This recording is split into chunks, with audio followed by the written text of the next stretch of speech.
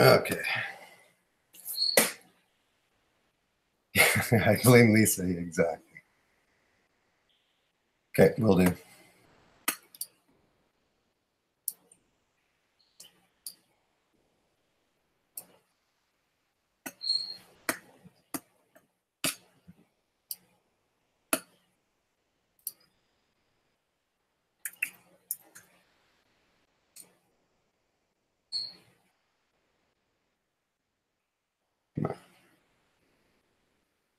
Just give me a minute, guys.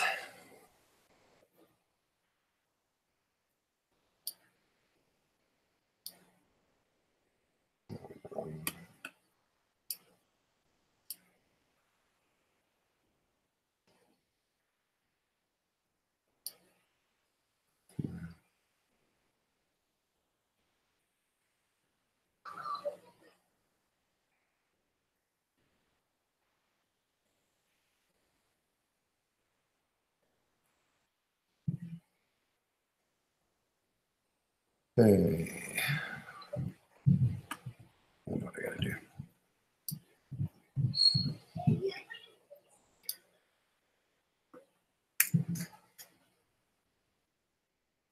Hey,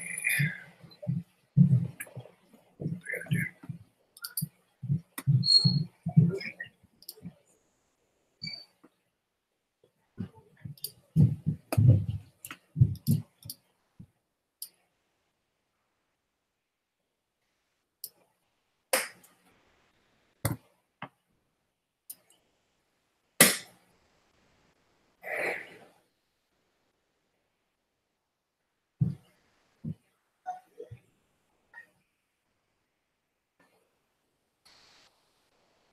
Oh, this is fun.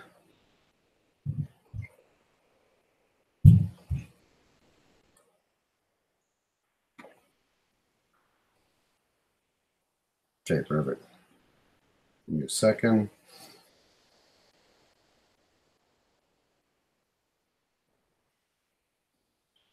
Oops.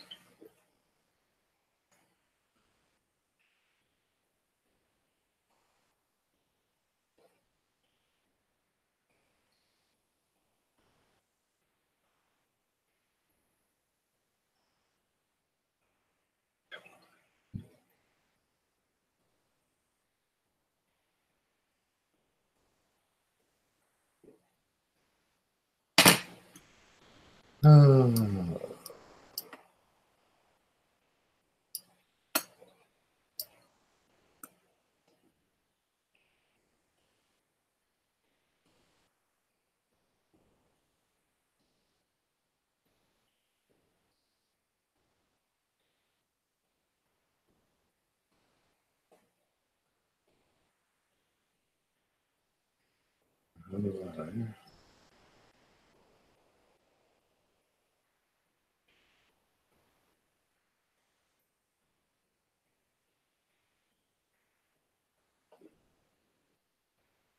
There we go.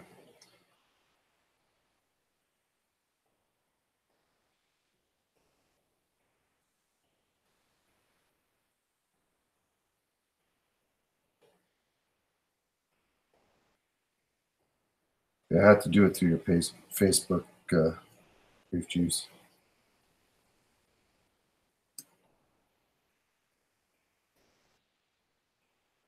Okay, now I can get Devin.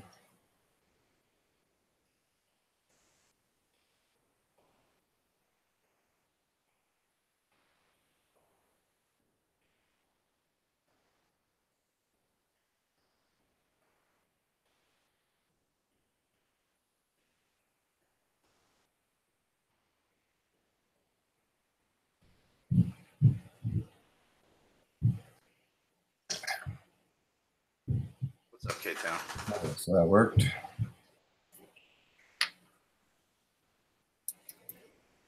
you hear me? Yeah, I can hear you. All right. I'm going to pass it on to Kaku. I'm going to delete that off of my timeline. So now, who do I? Okay, so Tina, if you put your email in the chat. I think I've got. Oh, wait. Okay, so Jeeves has it, maybe. Hang on. No, I won't, Ale. Trust me. It's not going to happen. Tell you what, the easy way to do it. I think she's on. Let's see. Okay, so I got to mute. I'm just going to mute myself for a second because I'm going to join on my phone too.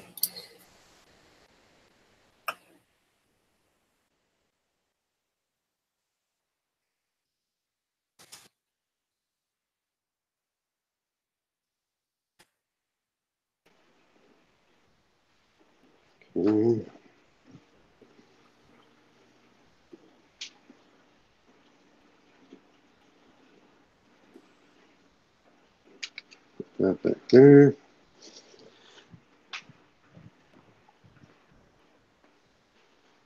That sucked. I got Tina. All right, Tina, I got an email coming your way.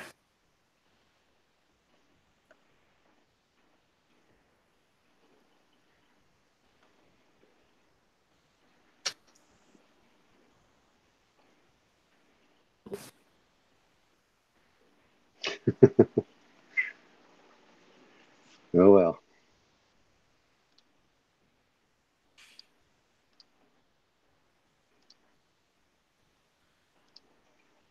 Yeah.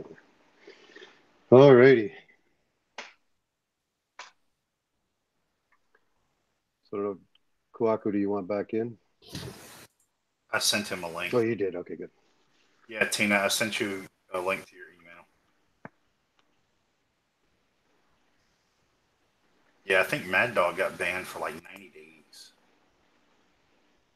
For stuff like that? Yes. Yeah.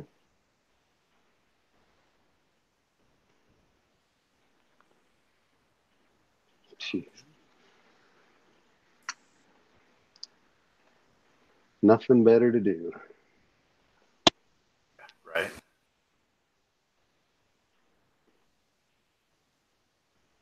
No lesson learned. I mean, I've never had. This is the first time I've ever had anybody like that on there. So I've never had a troll. Somebody stumbled across it. And...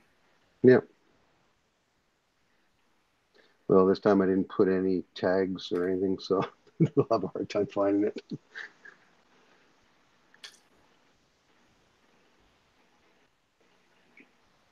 All right, Kahaku, I sent it to your email this time.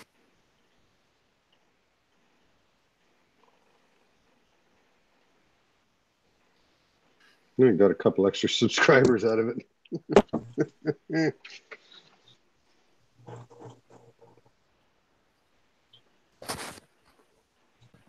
Yes. All right. Where were we? Yeah, Paul. I mean, you can use just about anything you want. I could use Discord. You just wouldn't have the video if you use whatchamacallit? Streamlabs. Hey guys, can you hear me? Yeah. Yep. Yeah. Alrighty. I don't understand the entertainment value in that. Oh, I'll tell you later on a private phone call. My opinion on that. Things I cannot say on live stream. Right. But anybody that's really anybody wouldn't do that. I mean, but whatever. People get their kicks from different things, I suppose.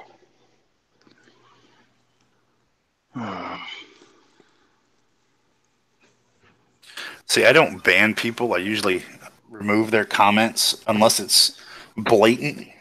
But how do you ban them? Because I was trying to. If you kick them from the Hangout, it bans their account.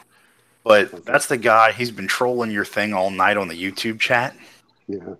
He's got 4 or 5 Google accounts, so he just flipped between accounts with the link. Okay. Yeah. Because he kept coming in with the same name. I had a troll on a video that I made today after, and my reasoning for this is after we lost the one family member, the one that He was 53. The gentleman that I take care of is my husband's cousin, and he is 52, and he suffered the same type of stroke 10 years ago. Yeah. And so today I took a video of Marky because he was dancing and having fun, and I wanted people to see, including my own family, that life still goes on. And this idiot gets on there and tells me that I can't even think of the word now, that I'm getting a kick at, basically getting a big kick at and poking fun of it. And I'm like, no, I'm not. You know, this is our everyday life, and how dare you judge me for what I do? You know, this is what our life is, you know? Yeah. And I want my friends to see Marky and to see that he's happy, and to see that just because he had lost the whole left hemisphere of his brain to a stroke, and is completely handicapped, doesn't mean that he can't have fun. You know what I'm saying? Yeah, exactly. Right. Yeah, I went off on him because I'm like, dude, I'm not the one to mess with. Not when it comes to that. No.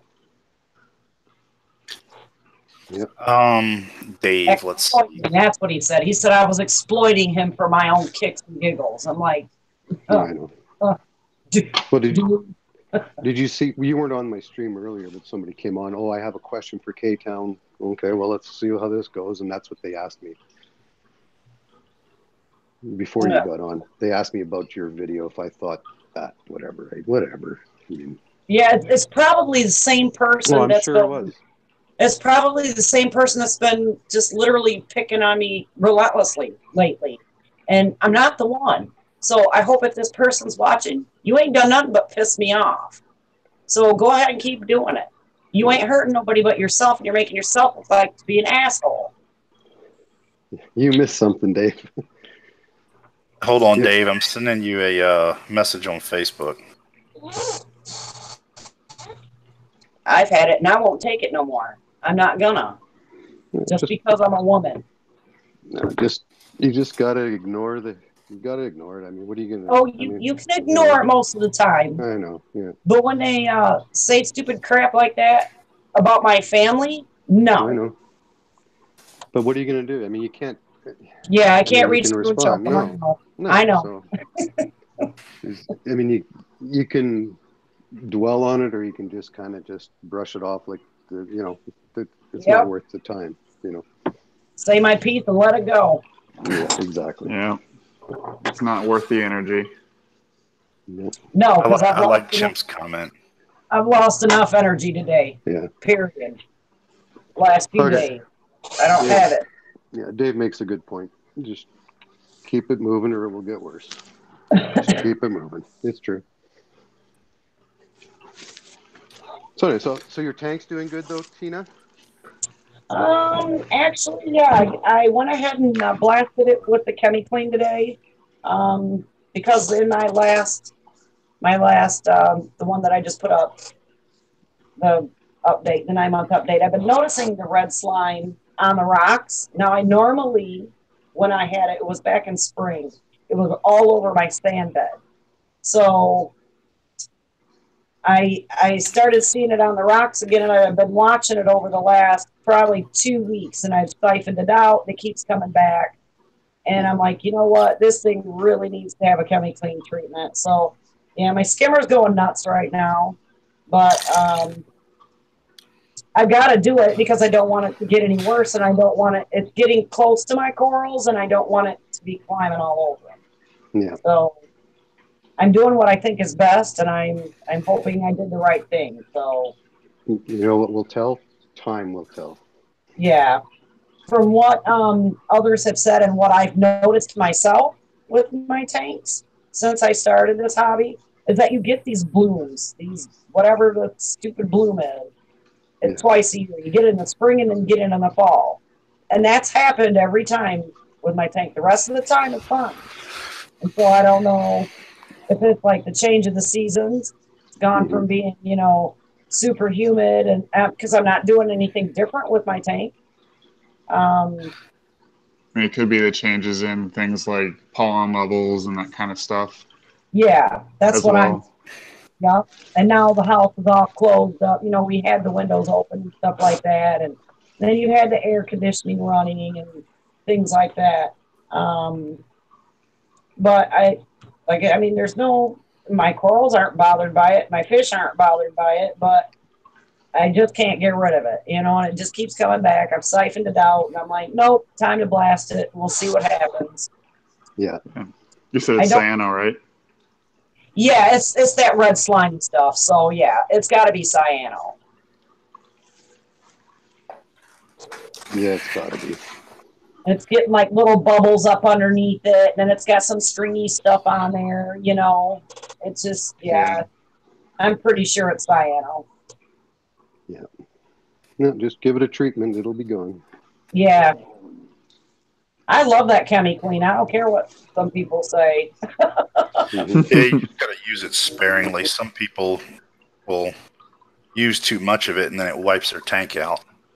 Yeah, it's said to use one level scoop per 10 gallons of water.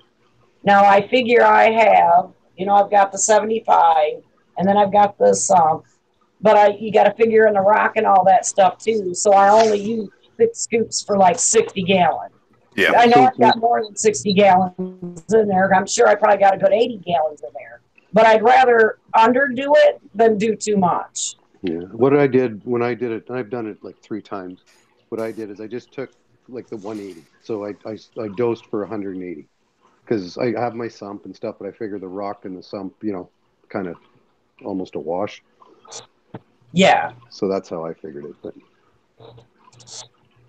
yeah, I think over time I figured out with my 40-gallon, I have a 20-gallon sump under it.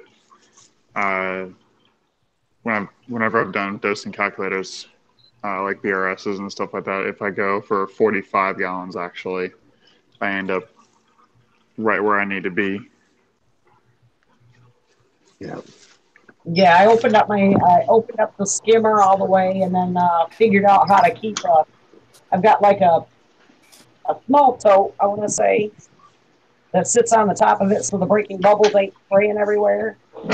And then I've got a wooden air stone going in the main part of the aquarium. So hopefully I have plenty of oxygen going in there. Yeah. Hey, Kenzie, how are you? Hey, Jeeves, I'm going to give you controls here because I got to go make a pit stop. Oh, time to wreck some stuff. Yeah. The biggest troll ever. Share controls. There you go. Did Devin come back in yet or no? No, I sent him a link. I don't know if he'll come back. Okay. We'll see. Yeah. I want to see some more of that tank. Yeah. You'll get to see it again tomorrow. Yeah. At the very least. I'll have my new one hopefully next week. How do you get a new tank? Yes, I am. I'm getting rid of this acrylic tank because it's driving me nuts. And I'm getting one.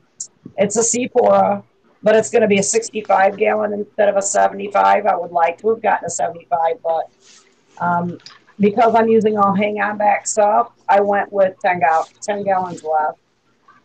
So, but I've got to have a glass tank. I can't take that acrylic one. The scratches that are on it from transferring things, it was, you know, from the first time when I tore the tank down completely because of all the sickness and started all over.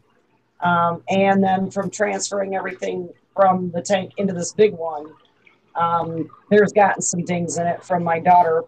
And maybe me too. I'll, you know, maybe take part of the blame, although I'm OCD. We've scratched it up.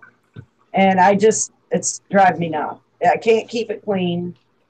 And you can only use, I don't want to be putting my hands in the tank every day to scrub the stupid thing.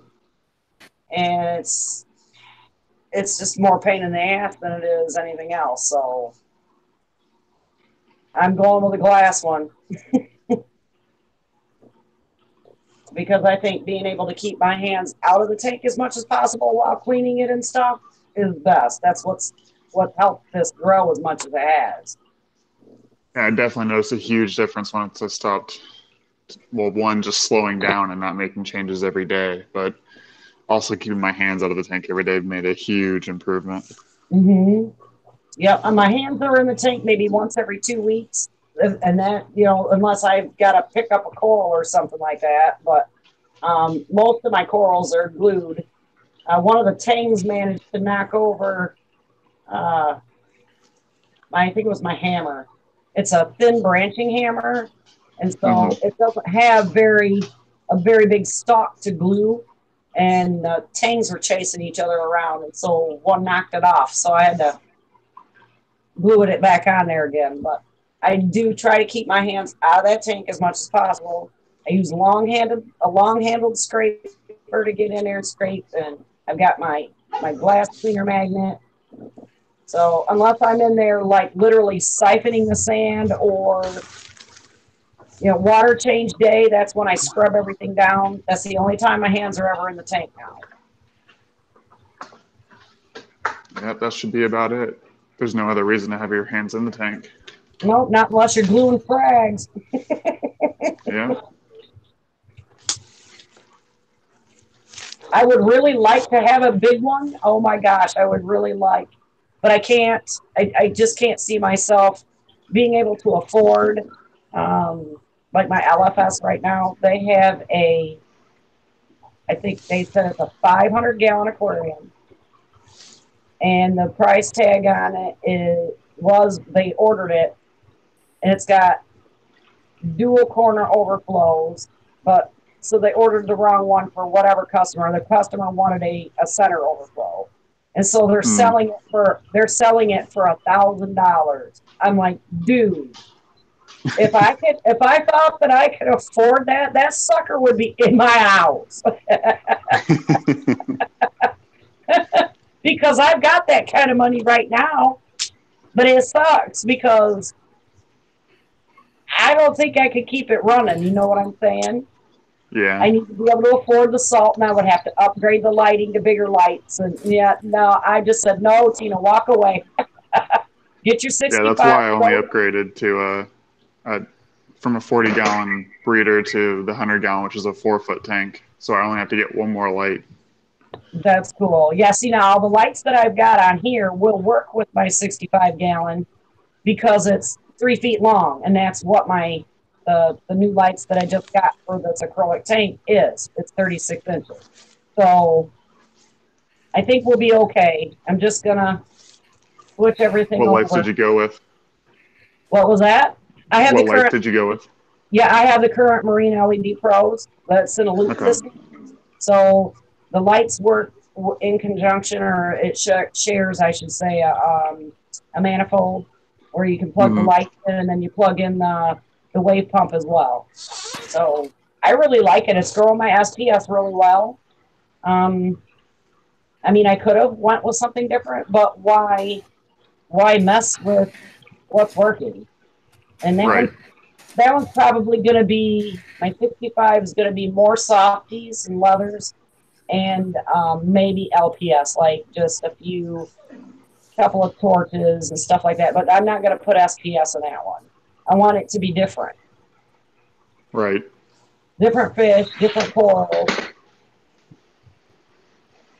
And then after that, I'll be looking for a frag system. Right. Yeah. Yeah, I'm definitely changing up the fish, and then the next, I'm going to back off on the wrasses and shooting for more shoaling style fish. I think I'm going to do like 5 or 6 chalk bass, maybe some yellow line cardinalis, and then a couple tangs. And I'm trying to convince the wife to let me get rid of the anemones and the clownfish, so I don't have to worry about the anemones rolling around the tank. Just get another tank for them. I'm working on that route. Yeah. Yeah, that's something that I thought I might like to do too, but then if I did that, I would have to keep this tank, which I don't like. But yeah, I would like to have an anemone tank. That would be really cool. But the 55 as it is not mature enough for me to do that. Yeah.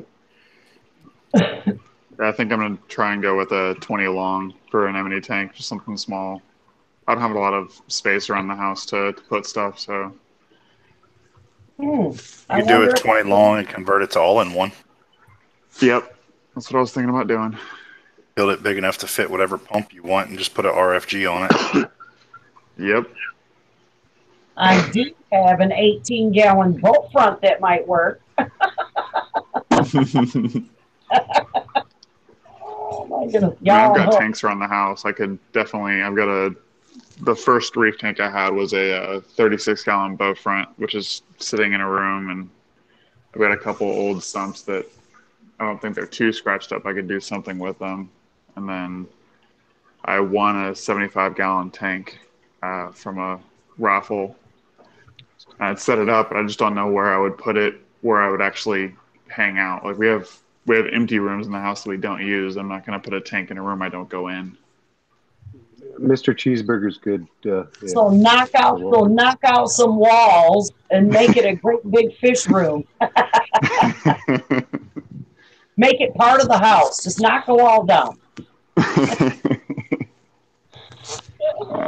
Maybe one day I'll convert one of the rooms into an office, and I'll have something small in there to go along with because I do plan to have a frag system as well, which is the only tank that I can justify putting in a room on its own.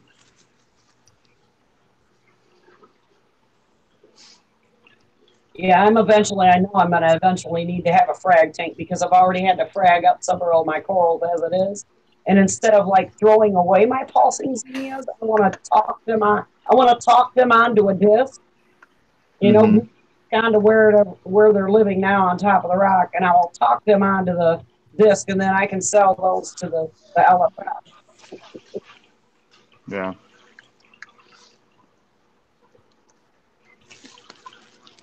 Oh man, the tank lights are turning off. I have nothing to look at now. Yeah, I didn't realize that the pulsing zinnias actually walked until I pruned it back, and then I noticed that one of the bigger pieces like totally ripped off, and then over a week's time you could see it attaching to the rock and then walking away. Actually, it took like a week to do it, and like one little stalk out in the middle of nowhere. I'm like, are you kidding me? I'm like, okay, I could pull these off and then stick this down there and say, go ahead and walk. Yeah, when I first got the 36-gallon bow front, I got it from a guy who had it just chock full of what do you have in there? Kenya trees. And I used the same rock and everything he had. It took me, I don't know, almost 6 months to get rid of it, and I didn't get all of it because I have one Kenya tree in the tank, and it's not doing anything. It's not splitting, so I'm just gonna leave it because I have new rock for the new tank, so I'm not gonna worry about it. I was gonna say something. Hey, Mr. Cheeseburger, we had some problems earlier with some trolls, so that's why the guys are a little jumpy there. But I know you're good. So if you type in there, you should be okay. Sorry, guys.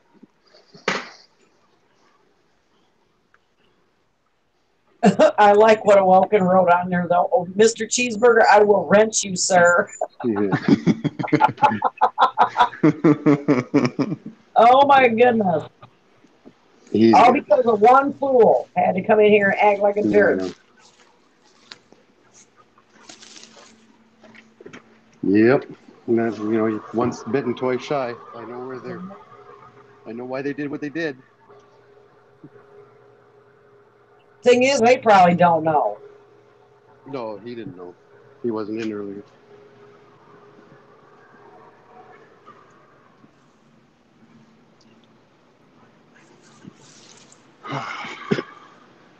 So if they hid him,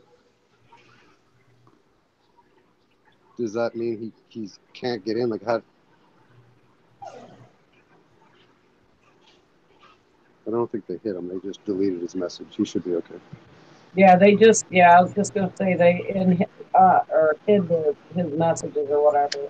So. And don't block Devilish Ashton unless you really want to.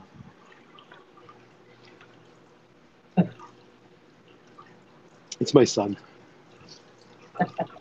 I had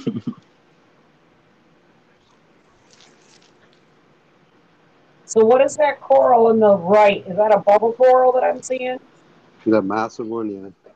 Yeah, Yep. that's a beast, man. I like that. It's almost too big for my 180. Now, can you frag them or no? No. Not Aw, without killing it. that would suck. Well, it's time for you to maybe make a bigger corner for it or something. Yeah. I'm gonna rescape it. I don't like my scape, so I'm gonna rescape it and yeah, make an opening for it. A lot bigger opening for it.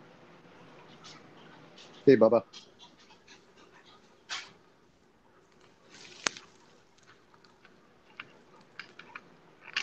This place is going to be full of moderators. Wait, well, because then I know it's them.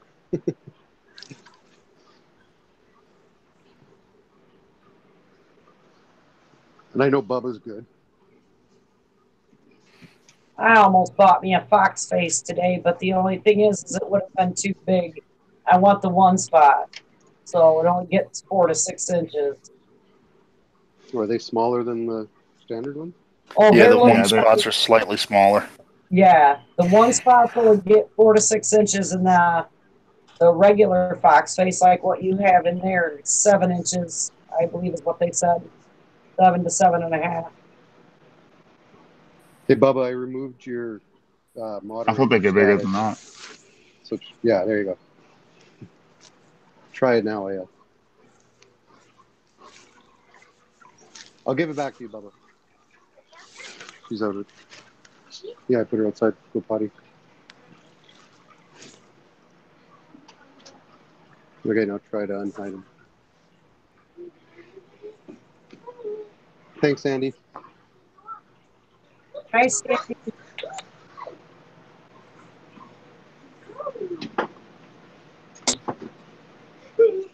How do we unhide Bubba now?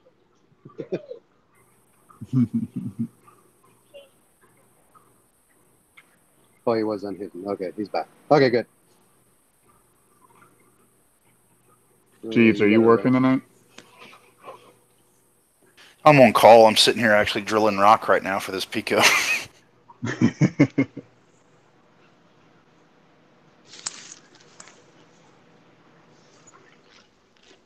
And desperately trying not to wake my wife up while I do it. Turn Then on you a won't be white able to noise set it up. machine. Huh? I said turn on a Then she white won't. machine. Turn on a what machine, Tina? A white noise. white noise machine. She sleeps with the TV on, but the problem is if she's awake and she hears me screwing with something, she's going to come investigate. We do big trouble, mister. Well, I mean, you did just show up with a new tank randomly. Yeah, well, I didn't technically out of pocket, so. Yeah, technically free is still a new tank. Yeah, definitely. That's what my wife would say. That's exactly what she said with the 75, actually.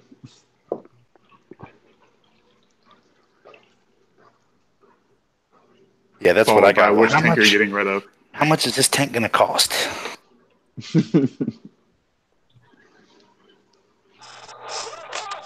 Yeah, it's still a new tank, and what tank are you getting rid of to put this one in the house? Yeah. I'm pretty fortunate, I guess. She mostly just gives me a hard time, but I have, I think, 8 or 9 tanks in the house. Oh, you do? Most of them like old sumps or a couple chipped 40 breeders that I tried to drill. Yeah. But so how many have water in them? 1. Oh, just the one. Okay. Well, no, technically 2. I put water in the 100-gallon to test flow the other day. Okay.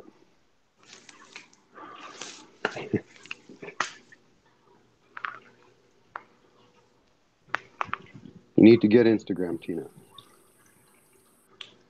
No, I think with Facebook, and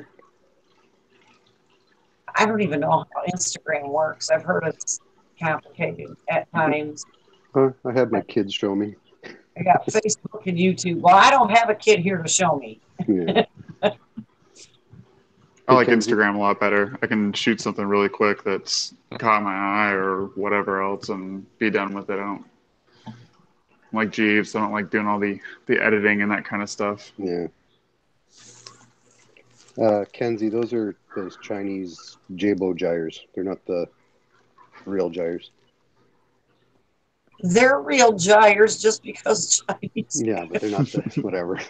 They're Jabo. They're not max spec. They're not max spec. That's the one. Yeah. I was going to say, I have real gyres. They're called ice caps. Yeah. Eddie lives in Salt Lake.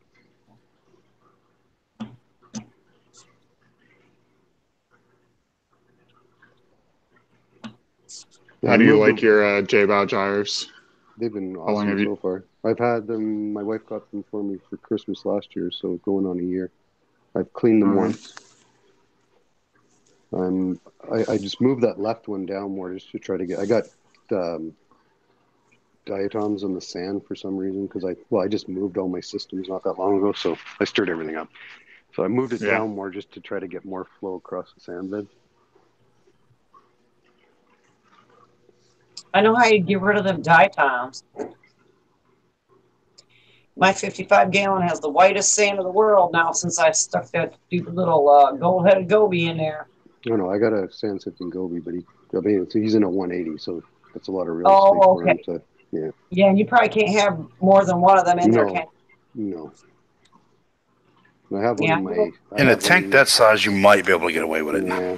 Well, I have one in the 60 I could throw in there, but if I throw it in there, I can't get it out. I mean, it's too big, too many rocks. I'll never get it out, and it'll die. If they don't get along, which I'm assuming they won't. But you never know, I guess. I'm going to have to figure out how to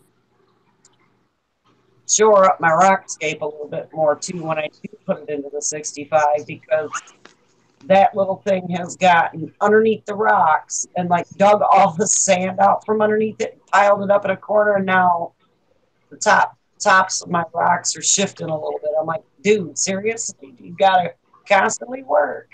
Yeah. Put the rocks in first and then put sand in afterwards so it's not sitting on it so it can't sink anymore. I did that. And so I'm not sure. I may have adjusted it. I can't be sure. I don't remember. But I'm sure I probably did. Because it's just over on this one side. But yeah, he's a cleaning machine. You said it's a diamond-headed goby? No, he's called a gold-headed goby. He's got a yellow, like white body, yellow. And he's got a blue stripe on his face. So his name is Flash.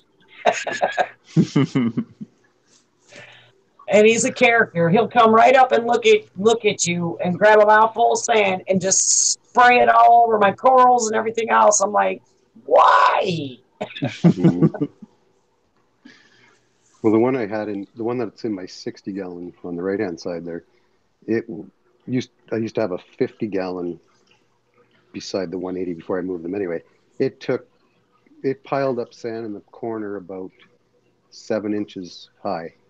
It would take it from one end of the tank all the way over to the other, pile it up.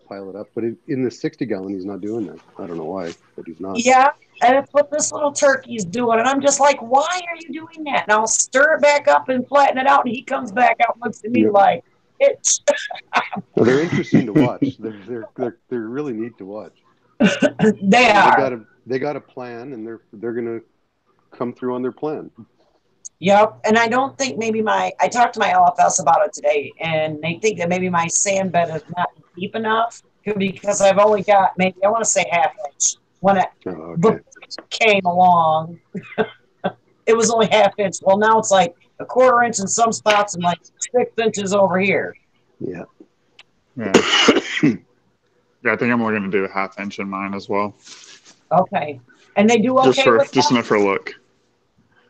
Okay, and they do okay with that? It doesn't matter if they have a deep sand bed because they like to sleep under rocks, correct? Is it like a little they bury them or something? Yeah. Okay. Yeah. Mine actually, the one in the 60-gallon, actually, I set a oyster shell underneath a rock. So that's his spot. And then what he does at night is he completely closes it in. So you don't see the opening anymore. He fills it with sand. Oh my gosh, that's too cute. Yeah. And one of the little gobies sleeps in there with him. The other one, they keep him out of there. I got 3 different gobies in there. And 2 of them get along. One of them's kind of the oddball out. Aw.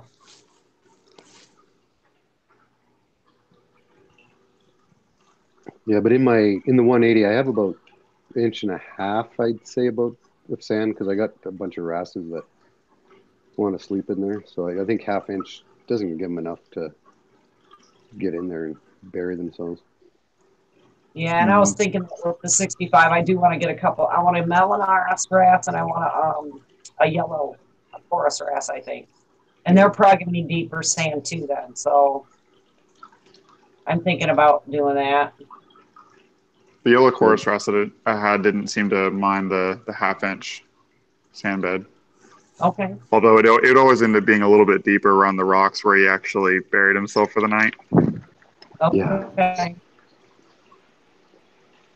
I just think it's crazy how they can just like be a bulldozer and in 4 short days that we've had this fish, he's done totally rearranged my tank. Yeah, they'll do that. Yeah. But a little bit at a time gets the job done. Yep. And they're doing it all day. Yeah, exactly. He's nonstop. But I tell you what, I may want to get one for my 75 because that sucker's got my sand nice and white. I mean, it's constantly turning it over, so it's not a bad thing, except for when it spits it all over your coral. Yeah, I don't like it when he does that because I mean, after a while, won't that either irritate him or kill him? It can irritate them. Okay.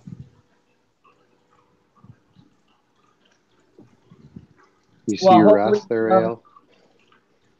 Go ahead, Tina. Hopefully my leathers are tough. Yes, it can possibly kill your corals. Specifically depending on how sensitive they are to it. Oh. Toadstools, I don't think are that bad.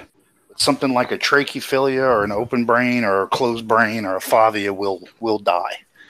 Okay. I don't have anything like that. You have any acans? I've got a mushroom in there. I've got mostly leather corals sitting on the bottom. And what do you call those? Jasmine polyps. And I do have a torch in there, but he's like sucking the sand out from around the torch's base. And so now it's kind of tipped off to the side a little bit, but it's not spitting it on the torch. It's just digging all the sand out from around it. Yeah, and a little bit every now and then won't hurt, but like the one I had would just, he'd take a whole mouthful and bury a colony of acans. If I didn't reset them about every other day, my acans would disappear. That is a naughty fish. Mm-hmm. That is a fish with ADHD. Literal case of ADHD. No, it's a fish with a case of PITA. Yeah, there you go. That's what he is, too. And like I said, when I'm sitting there watching him, I'm just like, dude, what are you doing? And he just kind of looks at me, grabs a mouthful, and goes like, this is what I'm doing. Spit, spit, spit, spit. Just fluffing it out his gills. I'm like, wow. I guess I didn't realize how much sand sifting that they do like that. My what was it? My Watchman goby. I don't know if he was a sand sifter or not because he was just a little baby. But I'm Diamond pretty Watchman? yeah. The Or yellow Watchman goes. No, the yellow Watchman won't really do it like a diamond will.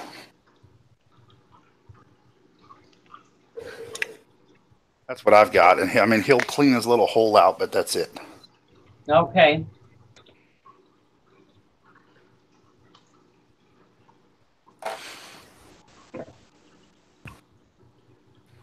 So if we're on here a little longer, I'll have a rough aquascape done in a minute. Thanks. Well, for your little 5 gallon, 5 pounds of rock.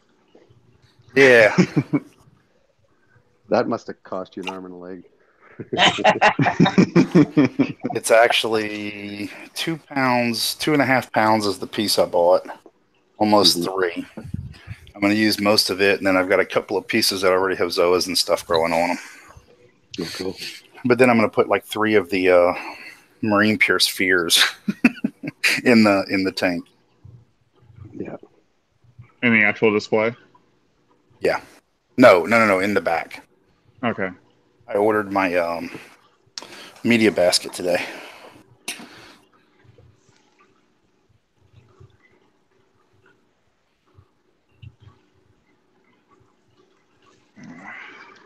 Okay, question, guys. As far as the cyanobacteria, why? What besides that? I mean, could my chemistry's not off because all my stuff's reading the same. Now, is that maybe because I need to add a little more of my stability, like my good bacteria, or that maybe I'm not adding enough when I do my water changes? Could be. Cyano. Are you putting? Go ahead, kid. Kahaku. Are you putting bacteria into your water change water? I do, but I don't know that I don't know if I'm adding enough. And from what I'm reading, because I just ordered some more tonight, what I'm reading is you can't overdose that stuff. So maybe I should be adding more than what I am. And another question, does the skimmer take that out of the system?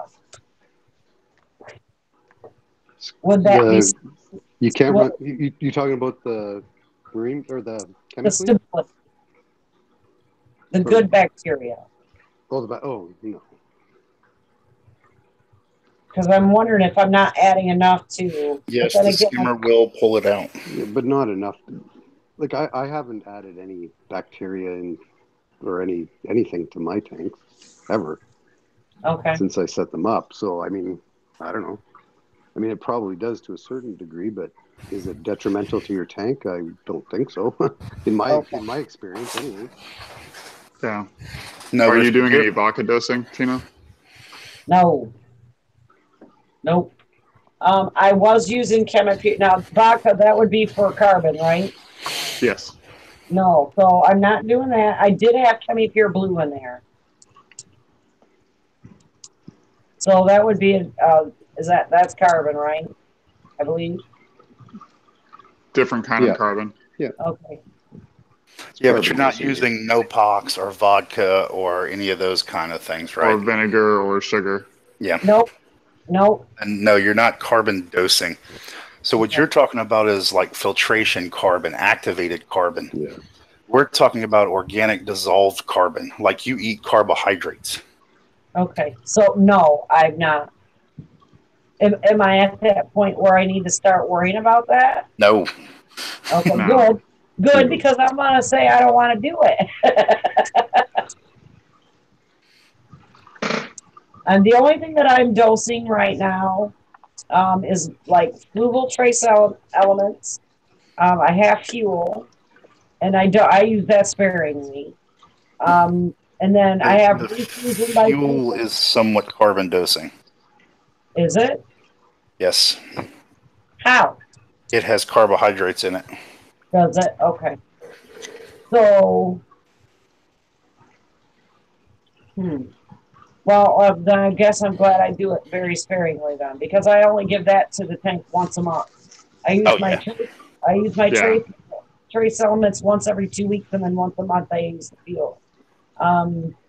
Refusion, which is my part A, or my calcium and my alkalinity, I have not had to use calcium because my calcium has been staying between 470 and 475. But every now and then my alkalinity will drop, and that's when I notice a big growth spurt in my tank.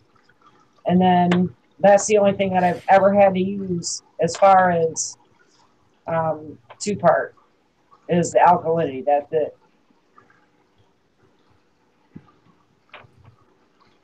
I don't dare try to put that calcium in there and jack up what I've already got going. You know what I'm saying? Yeah. And you doing weekly or bi-weekly water changes? Back to bi-weekly. Yep. I was doing weekly for a little while because I think I lost my Watchman Gobi.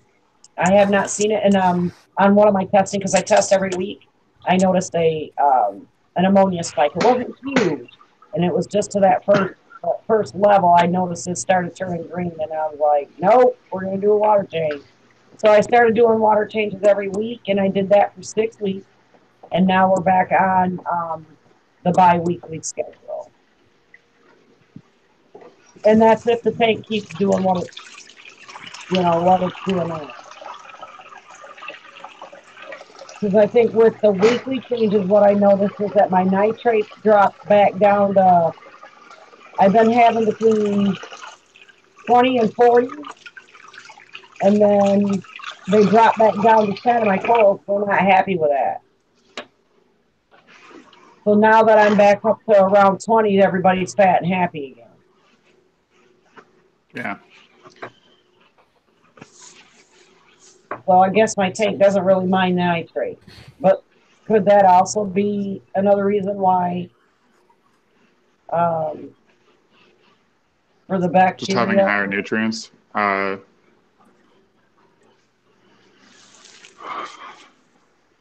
Yeah, I need to look into the cyanobacteria and what causes it and stuff like that.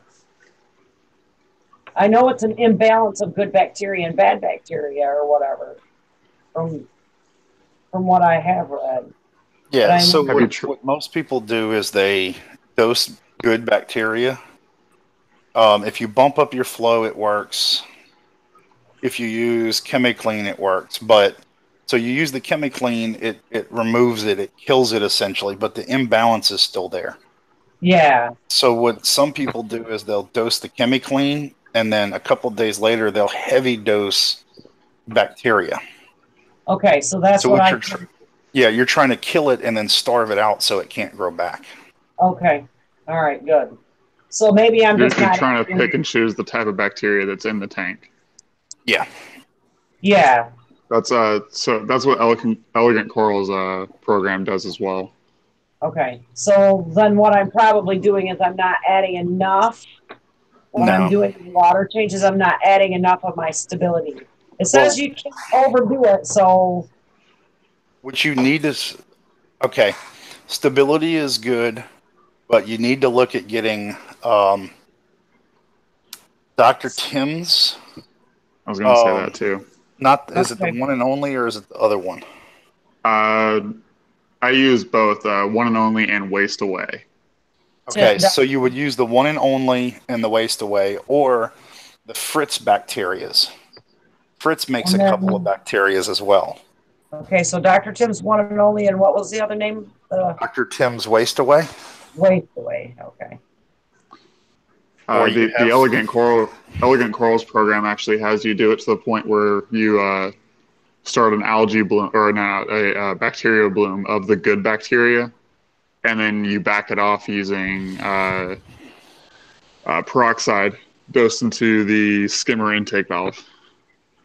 So is this, if I put too much in there, is this going to cause me like a green hair algae issue? No, it'll cause like the water to be cloudy.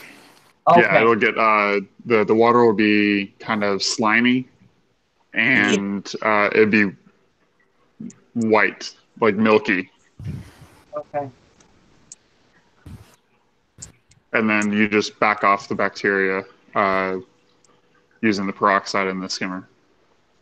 Okay. I think I heard him talking about that.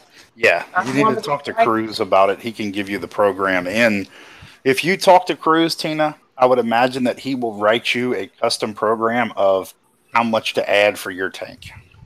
Okay. Yeah, he pretty much he gave me the programs whenever I was dealing with the green hair algae and the bubble algae. And he gave me the programs, and basically, like when I had questions, I would just message him or talk to him on a live stream or something, and he'd help me dial it in. But yeah, I've had no green hair algae issues since then. Okay. Yeah, because that's the one thing I've not had and I don't want. Well, Yeah. my Tanzanite would probably eat it up, and I've got lawnmower plenty in there, but like I said, I haven't had green hair algae and I don't want it.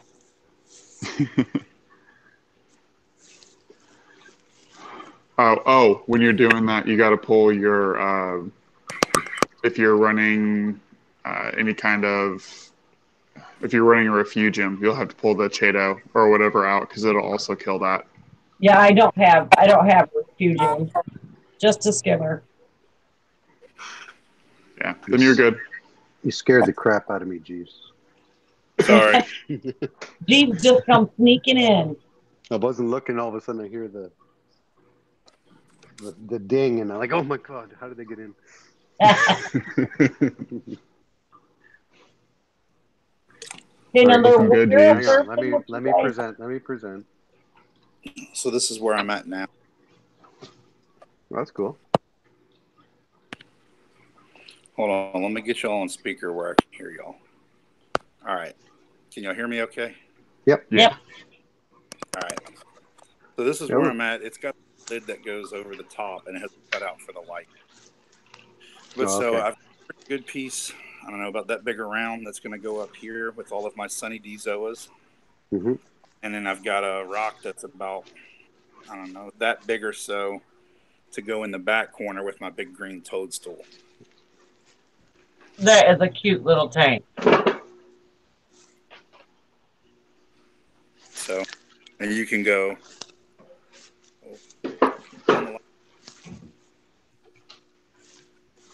The blues aren't very strong, though. They're more just for moonlight decoration. Yeah, I have the 13.5. Same thing, 13.5. And the blues are really, yeah. A little bit of coloration. Mine are in the hood, though. Is that stock? No. Yeah. This is the light. Okay. Because on my 13.5, the light is actually in the hood. Yeah, built into the top. No, on this one, it's boom. Oh, okay. And you just got this little cutout. Now I'm going to bend this thing where it actually sits flush. Yeah, okay. Now is that a Fluval spec? It's the Evo. Or Evo, okay. There we go. It's the Evo 5. Marine Tank Journey's asking what light that is, but it's the stock light that comes with stock light Evo. For the 5.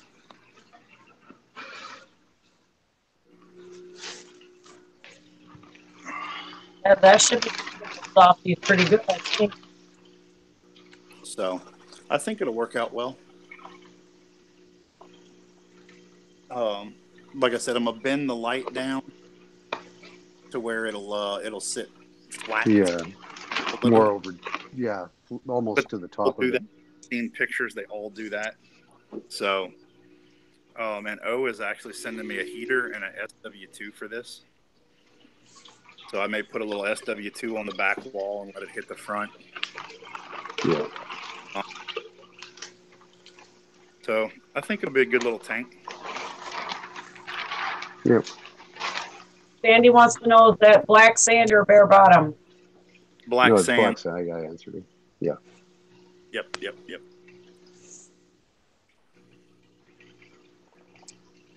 Are you on live chat or top chat, Tina?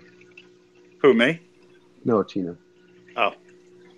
Oh, I think, well, it's on my computer. Yeah, but it's on the top, it'll say top chat or live chat. So I need to hit live chat. Yeah. It's not giving me that option. It just says top chat. Oh, okay. The only thing that I don't like is the top is frosted white and then clear. Shut up. I'm gonna have to get off of this one pretty quick. But so what I'm probably going to do tomorrow is I'm going to tape off the clear part, the actual translucent in the middle, And I'm gonna let me turn this off so you can see it. So you can see how it's clear, and then it's got a frosted rim, kind of. I'm probably gonna put this off and then spray paint this outer rim where it's kind of whitish black. Yeah. Since it's all black trim. Yeah, I agree. Yeah, that'll look a lot better. And so what I'll do down the road, if I want to go stronger lights, so the way this little light is made, it's just a LED strip mounted in this top. It's got that gel coating. I can always dig this out, get just to the metal frame, and then mount 2 powerful LED strips inside of it, or mount them off the side, or just lay them on top here and mount them down to the plastic itself.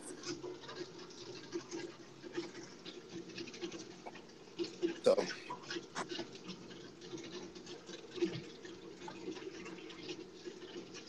That looks like I mean, what do y'all think? I've thought about maybe building the rock work up more, but yeah, I don't know. Like, I think it looks good just like that, personally. I like. Yeah, I think it looks good. Because by the time you put some corals, like you're gonna do softies, I'm assuming in there, right? Yeah. Yeah. So you get some softies up there, like a Kenya or whatever. Then that'll raise that escape, right? Yeah, yeah. But I mean, the only thing I thought was maybe building the rock work up a little more. You know, it's whatever, a third, almost a half of the tank right here. Mm-hmm. Building it up a couple more inches, but I like open scapes. Yeah, I like it like that. I don't think I'd mess with it. Okay. I mean, if you're going to do that, I would only do it in one certain area with the plan. Like if you're going to do zoas and you want the zoas to be high up because they don't grow tall, then build up that one area you want the zoas to be in. But other than that, just let the other soft corals fill in the spot. Well, that's the only thing I worry about with that toadstool is if I drop that toadstool in this back corner, his top is going to be below the rock work. So I may build up this back corner a little bit where the toadstool will sit kind of high up against that back corner. And then I just won't worry about cleaning that back corner. Can you glue that onto a bigger rock? The toadstool? Yeah. Oh, yeah. He's on a little piece of rock, big marble size, almost golf ball size, that's glued to a little bit bigger rock, almost baseball size. Okay. So, yeah, I can glue him on a bigger rock. I can drop the whole rock he's on now down in there.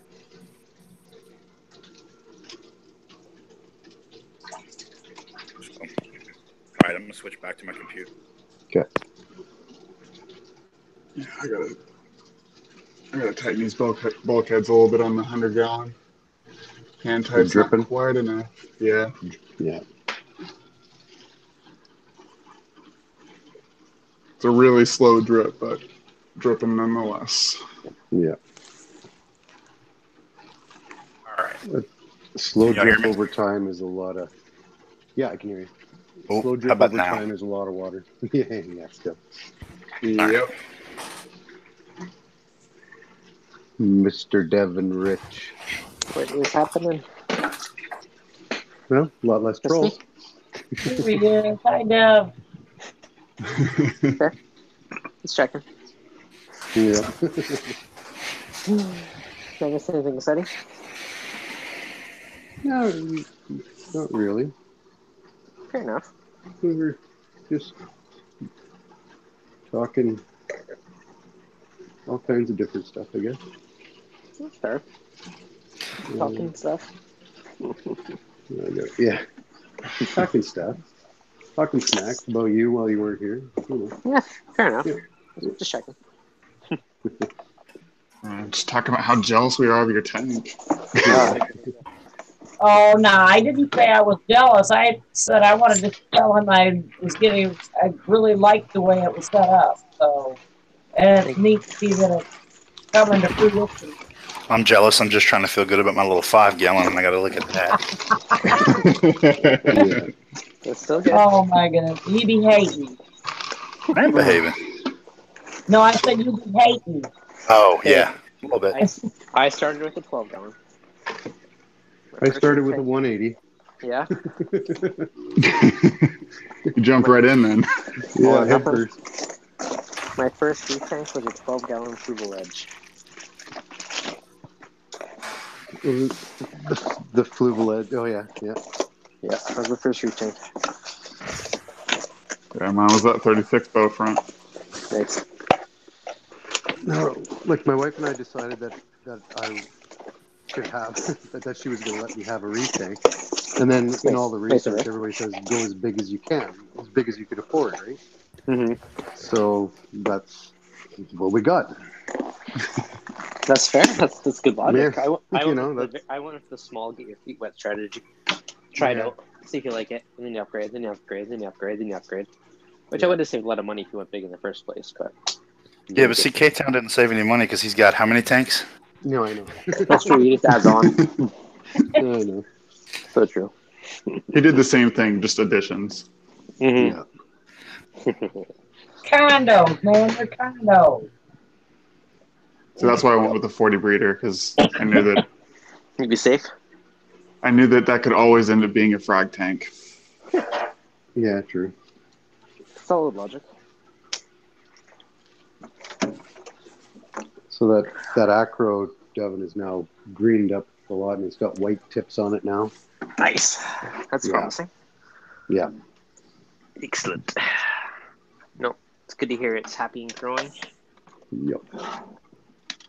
Still sitting on my frag rack there, but it seems to be happy there right now. So. That's all right. Yeah. Trying to figure out how the heck I'm going to fit everything inside of my stand. Like all the equipment. Mm-hmm. Yeah. I thought you kind of had it figured there. Well, I kind of do. Just debating where to mount like Apex and Alcatronic and all that jazz. I have too much equipment. I'm realizing.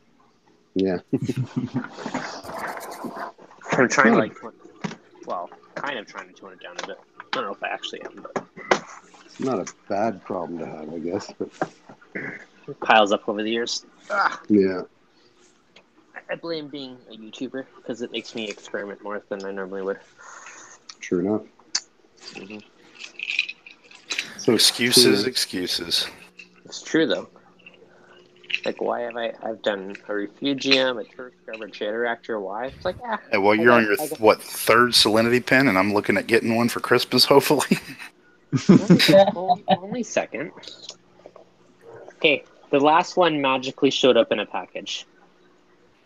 I ordered something else, and it was just added in. I'm like, sweet. Hashtag reefing goals. Yep. I do like it though. It works pretty well. It has the new one. The screen doesn't light up like the old one. I do appreciate the screen lighting up, but it does like salinity, PPT, Celsius, Fahrenheit. You can pick your units on it, which is kind of nice. The other one I think is stuck in Celsius. I don't care, but other people like the Fahrenheit stuff. What do you use up there, Celsius? Yeah. Yeah. But Just Americans. Yep. But I hear you always talking, Devin, about your tank temperature. You use Celsius, but I don't. But I think what it has to do with is my trade. So in my trade, we use Fahrenheit all the time because that's just what it's always been, right? Mm-hmm. So right now I can tell you my tank is at 78.3 degrees Fahrenheit. Celsius, it doesn't ring the same to me in Celsius. You know what? I think I actually do have mine in Fahrenheit just because that's how everyone talks about it. So I think I just did it that way. Yeah, but you always mention in Celsius, like on your videos and stuff, I noticed. Oh, do I? Like I I noticed it just because, you know. Yep. Yeah. Well, there you go. There you go. Yep.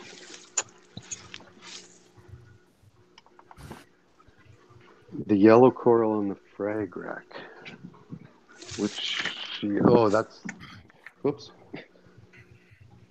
I think that mushroom, is what you're talking about. It's an orange. Magic? The one that I got from you, Devin. Yeah. The Recordia or whatever. Yeah. Nice. I think that's what she's talking about. Oh yeah, you did get one of the bright orangey ones. Those are bright, actually. Yep. Yeah, it's doing really well too. Awesome. You're one of the lucky ones. I've had so still many up. people ask me for those. I finally fragged one. You snagged it. Yeah. Awesome. Yep. It's still up on the frag rack too. Beauty. I moved my rock over. It's just such a bright pop of yellowy orange, which is hard to find. Yeah. No, it's a nice, beautiful mushroom. Mm-hmm. And they don't grow crazy fast takeover, which is nice. Yeah. I think I'm gonna this weekend. I'm gonna move some of those over to the big tank. Nice. And if they don't look like they're doing good, I'm gonna move them back over to this one. Fair enough. That's the nice thing about having tanks tied into the same system. That is very nice. Because you can just grab anything and move it. A white pendant light cord, $15 at Home Depot. There you go. Yep. I guess hang it. Yeah. Quick plumbing question for you guys. My Devin's an main expert drain. plumber. I've got so it's 1.25 inches on top where it actually drains out of the main display. Yep. With a T in it, and do I need to drill a hole in the top of that to get it to stop the little bit of air that's pulling through, or can I tune that in? Do you have multiple drains or just one? I have the main drain and then the emergency. So I would, okay. Normally, what I would do with that one, I would have the quote unquote emergency, like a trickle drain, and then use a gate valve on the main one. So you tune, so you can close it up a little bit until it just starts to trickle over the second drain. Then you have a full siphon and it won't suck in air. It'll keep it nice and quiet. Well, then I'll just tune it back then. Yep. If you have a gate valve on it, yeah. I would just make sure that you want it so it just trickles over that secondary drain. And then it's still basically an emergency, like it can handle it. Right. Yeah. That's how I've always done mine anyways, which has always worked out well, and it keeps it quiet. Yep, that fixed it. Perfect. There you go. You came to the right place. Just a quarter turn. Perfect. That was easy. Yep. You need an easy button. That was easy. That's the disadvantage to my Marineland 180 is it's just a single drain. Like I have two of them, but they're just single drains. Yeah. And then the return comes up in the overflow as well, and then out.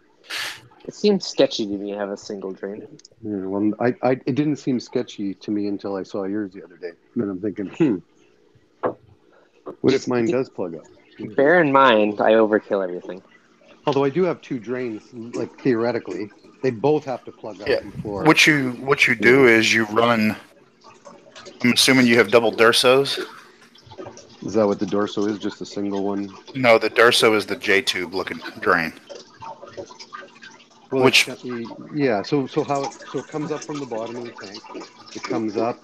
It goes to a T with a little air hole in the top, like a little spigot thing coming up out of the top of it, and then it angles back down with it has the what do you call that? The strainer.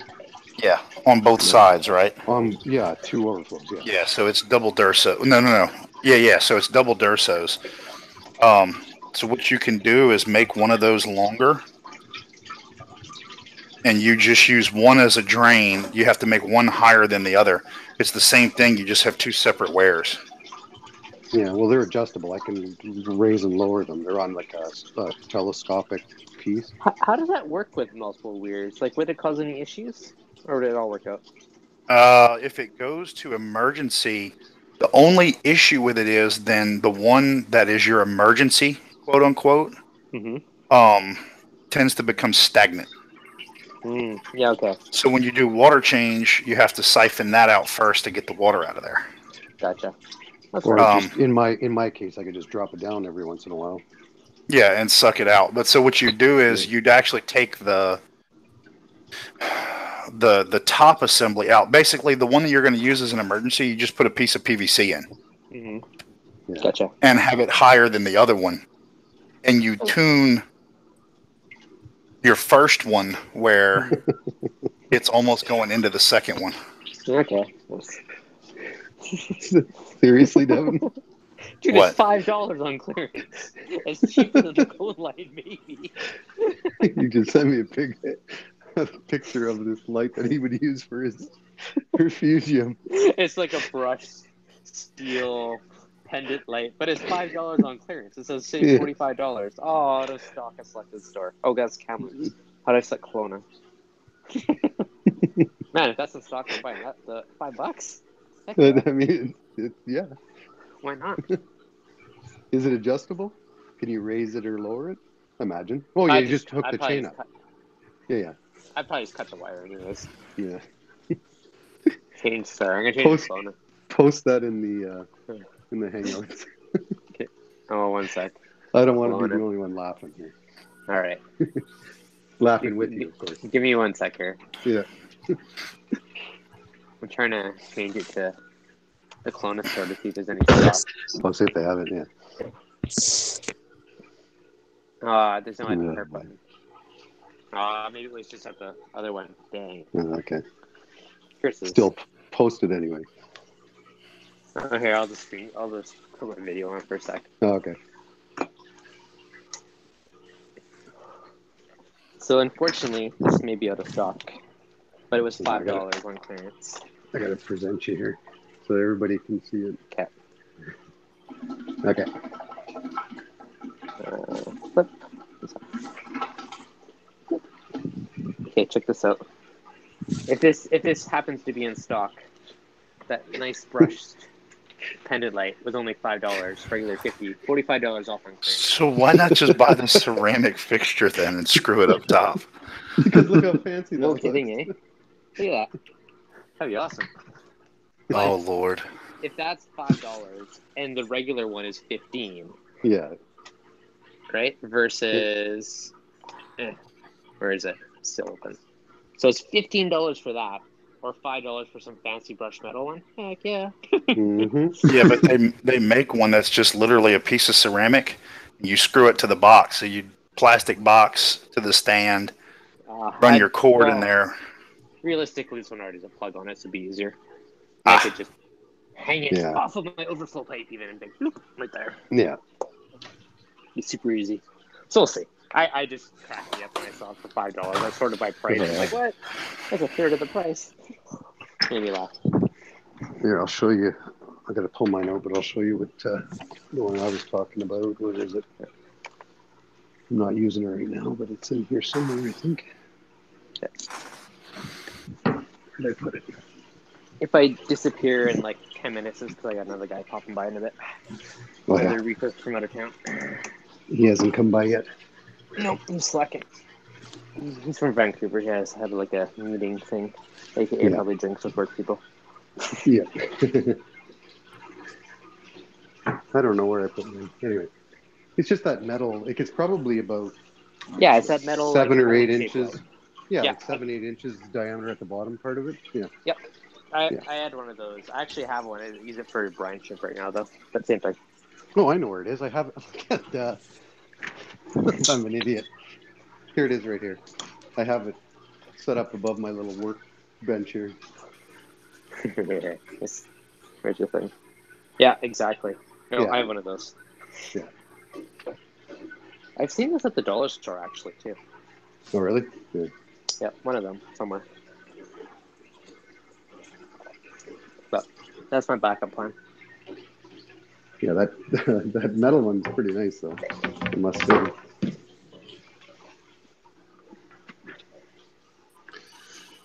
All right, guys. I'm going to head to bed.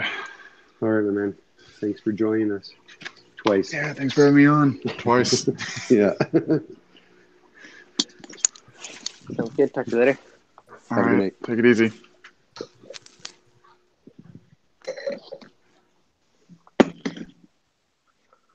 Do. So this guy's coming in from Vancouver. Well, no, he's here for work. Oh, he's here. Oh, okay. Yeah. Guys, I'm going to go ahead and hit it too. All right, Tina. Going on 1 o'clock in the morning. It's only 9:52. Come on. Dave's young. No. Dave's So, young. here. All right. Have a good night, Tina. You guys do. Thank you for letting me join. No, anytime.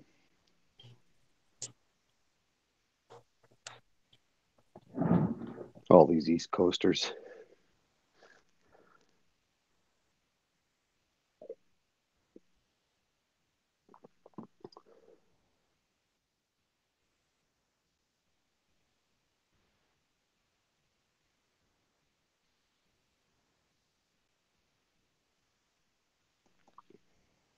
How come it's so quiet? Dun, dun, dun. There we go. Yeah, it's like I couldn't hear anything. No background noise, nothing. That was muted for a sec. Yeah. It's like, did I lose everybody? They're all gone.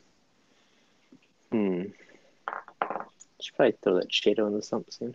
It's still in the bag. Yep. Yeah. Make sure there's Good stuff. no. Make sure there's no. Pass. Yeah. Well, what's that? Not Benjano. What's the other one? The Aptasia. freaking Aptasia. Because I got a ball of it from them one time, and it had 2 of them in it. Ooh, really? Yeah. I will give pulled it them an out. inspection. Yeah. Make sure. I got them out. They didn't spread or anything, but they were in there. Just looking at it, I don't see anything in the bag. But I didn't see it either, but I put it in the sump, and then once it started to kind of open up, and the light was on it, 2 of them popped up out of it. Little punks. Mm-hmm. All right, inspection time. And a bunch of those little, what are they called, brittle stars or whatever? Brittle stars. Yeah. Yeah. Those are okay. Thought that was cool, but I like didn't those care guys. They're good. Yeah, exactly. But I got a bunch of. I will inspect it with a flashlight. Yes, but it took them a bit to extend, right? Stinky. Probably an hour later, I look in there, and again, I'm like, "Oh, what's that? Oh, cool, some more anemones." Bonus. The first couple of months in, I probably would have thought that. Anemones, sweet. Yeah, I know, it's true. yeah, It looks pretty clean, to be honest. yeah. That's good. But yeah, that's pretty much why it's sat in the bag all day, because I haven't had a chance to inspect it. Yeah. Yeah, it's same with those stupid Asterina stars. I thought, oh, look at that, a starfish, right? Well, now every night I'm pulling out like 50 of them. The old starfish collection. Yeah, I need to get a shrimp. What are they? Those shrimp that eat them? Harlequin. I had one. Yeah. I lent it to somebody, and then I think it disappeared in their tank, so it might be a goner. No, okay. Yeah. Or it's hiding somewhere real well, one of the two. But none of the LFSs ever carry them here, so. Yeah. Once in a while, Carla gets it in. Does she? Yeah, once in a while. I've never been there. That's one place I have to go, and the other one is you gotta wait till she gets a Adams. new order in. Yeah, no, fair enough. But yeah. And then Adams, too. I've never been to Adams. Yeah. Yep. Yeah, it's looking pretty clean, to be honest. I'm not really seeing much of anything in it. It's good. One of these little specks, sand, dirt pods.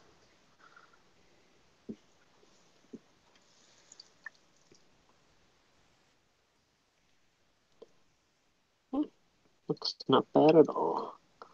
I have another guy probably bring me some tomorrow who was at AJ's tonight, and I was like, yeah, I got some Shadow. It's like, okay, give me a big handful.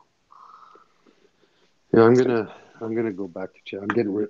I pulled out almost all of my grape galarp. I have just a little bit left, which I'm gonna get rid of because the problem is it grows against the glass. Yeah, exactly. And I'm not liking it anymore. So I'm gonna get some Shadow, and I'm just gonna put it in the sump again. Yeah. And then well, something nice about it being super easy. Yeah. And the pods will still grow in there, so. Oh, exactly. Yeah. I'm still a little bit torn between the turf scrubber or the Chaeto, but Chaeto will be easy for now. Yeah. But you still have to try that other one out though, right? Or you don't have to, but you want to? Tempted. Yeah. I'm kind of curious to see how it compares to the other one. But the big holdup is just because it can't be submerged, I need to build a stand. So it's more effort. I got to buy some acrylic or something to build something. Oh, okay. Supposedly it works pretty well. Like I know another guy that has one, and he really likes it. But you can still have the drain go below waterline? Like, oh, yeah. So it'll still be like, quiet. Yeah, okay. Yeah. Yep. It's just that physically I'd have to build some kind of a platform or stand or something. Mm-hmm. That is me hold up. Have you ever found black egg crate anywhere around here? No, eh? Nope. No. Spray paint it. I suppose. Well, can you spray paint it? Yeah. So that plastic paint stuff there, what's it called? The Krylon Plastic Fusion? yeah. So that you can put in your tank? Okay. Okay. Yeah, you can paint it and do that. That's what I painted all my returns with, K-Town, on my 40. Oh, okay. Yeah, once it dries, it's okay. Well, that being said, it may chip off eventually. It's easy to repaint as long as you let it cure. Looking at my black overflow that I painted like 2 years ago, 2.5 years ago. Yeah. So it can come off eventually, I guess. But it's not going to do any harm. It's just once it cured, you're good. Yeah.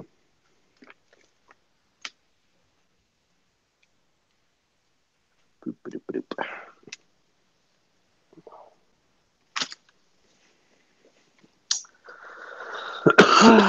What to do? I was going to do my calcium reactor tonight, but that didn't happen. That's tomorrow, maybe. Not even worth me going to sleep at this point. I'm going to get a call for work in 2 hours. I know where we have a job. It's always at 4 o'clock in the morning, so they always call for 2 o'clock. Nice. It's 1 a.m. there now? Midnight. Oh, it's midnight. Oh, so you're only 2 hours different. Yeah. Okay. Yeah. Kahaku would be 1. He's 3. He's East Coast. Okay. Yeah.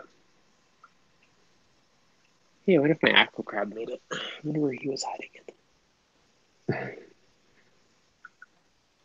What's the difference between? There's a question. What's the difference between an acro crab and like those anemone crabs? Those little acro crabs are really tiny and they live between the branches of SPS. Oh, so they're smaller. Okay. Anemone crabs they're bigger. Yeah. Okay. Like pom-pom crabs, those type of guys. So I had both mandarins in my tank and they were scrapping. Like I think my green spotted one was nipping or chasing around the normal mandarin. Really? Yeah. Little punks. I don't know if he was trying to mate or if he's harassing them, but I threw the normal mandarin in the nano for now. So the normal one is the psychedelic one? Yeah. Yeah. Okay, well, if you want to sell it, I'll buy it. We'll see. If you do, I'm just saying. Yeah, no, that's fair. Yeah. He's currently my nano fish. Because mine got electrocuted. Oh, I know. Mm-hmm. This guy's a little on the skinny side, though. He hasn't... Supposedly, I was told he's frozen, but I've never seen him do it, so he's just been living in pods. So I threw him actually in my sump for a while just to help fatten him up a bit. Let him feed. Yeah. He's still a little on the skinny side, though, so hopefully he... bounces back. Yeah. There's tons of pods in the nano right now, though, so hopefully he'll be good. Yeah, that one that the one that I had, I got from AJ's, and it was fat. It stayed fat the whole time, and then that Jabo pump electrocuted it. That sucks. Which pump was it? That one that I brought you the little guy. The impeller for, yeah. Yikes. See, because the problem, I wear my glove. Like I have the shoulder length glove that I use all the time whenever I'm putting my hand in the tank. So I didn't even notice, but I saw him kind of freaking out a little bit, and I was wondering, what's going on with him? And then the next day, he was laying on his side up against a rock. So I just reached in, and then I'm like, and I had a little cut on my finger. And I knew right away then. As soon as I put my hand in, what happened. Yeah. But the gobies were fine. The gobies didn't. Yeah. Anyway. That's too bad, though. Yeah. Poor little guy. And it took me it was pretty straightforward to figure out what it was because it was the only thing electrical in that tank because the return pump's in the sump under the 180. So it's like, yeah, that's it. Unplugged it and put my hand back in and it was gone. Stop tinkling. Yeah. Well, let's figure it out. Yeah. Quickish. But this, I guess, Jabo. But that one though, and that wasn't even. So the original ones that I got when I bought the tank and got the whole setup, they're still running. This one I got probably a year ago, a little over a year ago, and it's the one that failed. Figures. Yeah. It's hit or miss. I mean, I've had lots of Jabo pumps that have been awesome too. I find actually the return pumps are pretty good. It's the wave makers that can be hit or miss. Yeah. But I mean, that's the difference on the cheaper and the better software. That's just quality control, I guess. They're pumping them out more. And... Yeah. Method's got a question for you. What's up? Ask away. Question for Dev. What ever happened to your self-sustaining phytosystem experiment? I don't think I ever saw an update. Nope, that's on my to go back to list. Okay. It crashed when I was out of town for work, and I just haven't gotten back to it. I'm going to redo it, and I think I'm going to do it with 2 chambers and a dosing pump. But it's just been on the side burner since I'm upgrading the tank and everything else. Yeah. So I'll get back to that once the new tank is fully set up and running and the old one's out of here and actually have some space and time again. Mm-hmm. But I would like to get that going because I think that'd be awesome. It'd be like sweet, natural, ongoing food source for the reef. Yeah. I have like I think I have a solution that I know will work, but I'm trying to go like simpler and then slowly add to it to get it there and find like the simplest way of doing it. It's kind of my goal. It'll be interesting. Interesting to see. Mm-hmm. Yep. Yes, I think what I know how for sure would work, but yeah, I'm trying to keep it simple and then inch my way up there. So do you have any pod things going right now, or I don't need any. I don't need any. I'm just curious. I kind of do, but my culture's pretty sparse. I actually do have some coming tomorrow, so I'll have more pods tomorrow, so I can see the new tank and replenish the cultures. Yeah, so you're going to do both with them. Yeah, okay. Yeah, I know I'm going to keep one bottle just to try and restart my culture. With some so your culture, blood. with your culture, what do you do with it? So you have you put phyto in to feed it. Yeah, and then just but do you have like an air stone or something for? Yeah, just for circulation. A small air bubble. Yeah, just like bubble, like super slow, just to give a bit of air to it. Okay. Yeah, I was curious about that. That's for the pods. I mean, but it's pretty aggressive. Pods are pretty gentle because they're tiny. And, it's tough. Yeah. Yeah, when I broke up that rock that the NEMs were on, one you could see screw for my probe holder. One screw what? Oh, I have a little Vertex probe holder, but it's missing one screw. Just to bug me. Okay. Might be missing so much. I don't know. What happened to it? Yeah, when I was busting up that rock that the 2 NEMs were on, the bunch of amphipods and pods, you could see them in the little dish I was in. So I was busting it up in. Yeah, they're all over that rock. Hiding. Yeah.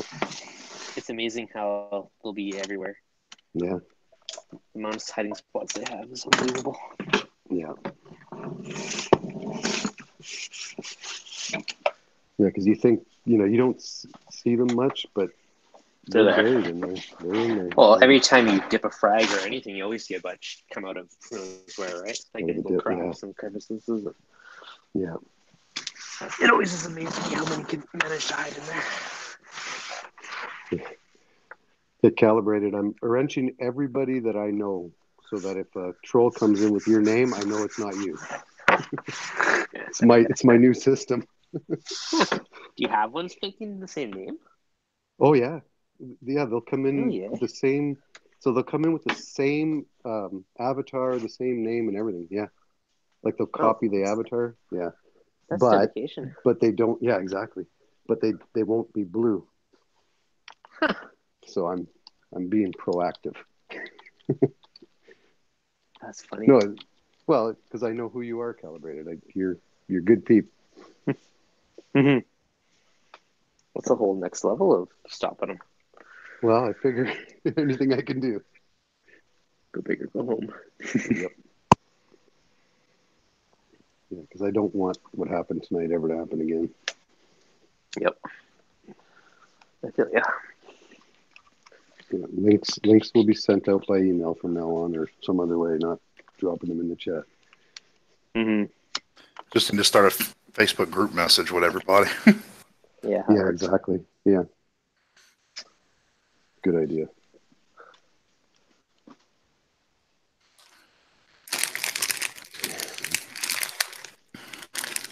So calibrated, I'm going to set up a 30-gallon tank, basic as it can be. It's going to have a hang-on back filter with some bio balls or something like that. It's going to be as simple as it can be so that a bunch of the freshwater people that follow me can see how easy it can be.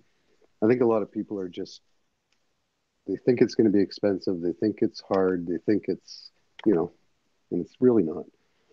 It can be as expensive as you want it to be, but it can Or also cheap. be as inexpensive. You look at Inappropriate Reefer with his little 10-gallon he set up there. Right? It can be done. Yeah, his little 147 or whatever. Yeah, I think it's $147. 10 gallons, isn't it? Yeah. Yeah, but it's like $147 reef tank build or something. Exactly. Yeah. There's yeah, like even like before I did my big dad, when I was waiting for it, I had this super tiny little dinky one I set up for like next to nothing. I used like a desk lamp on it and a few things. Like you can do it super cheap. Yep. You 100% don't need to be fancy. And then as soon as you do it, you'll get hooked, and then you can get fancy. Decide to, yeah.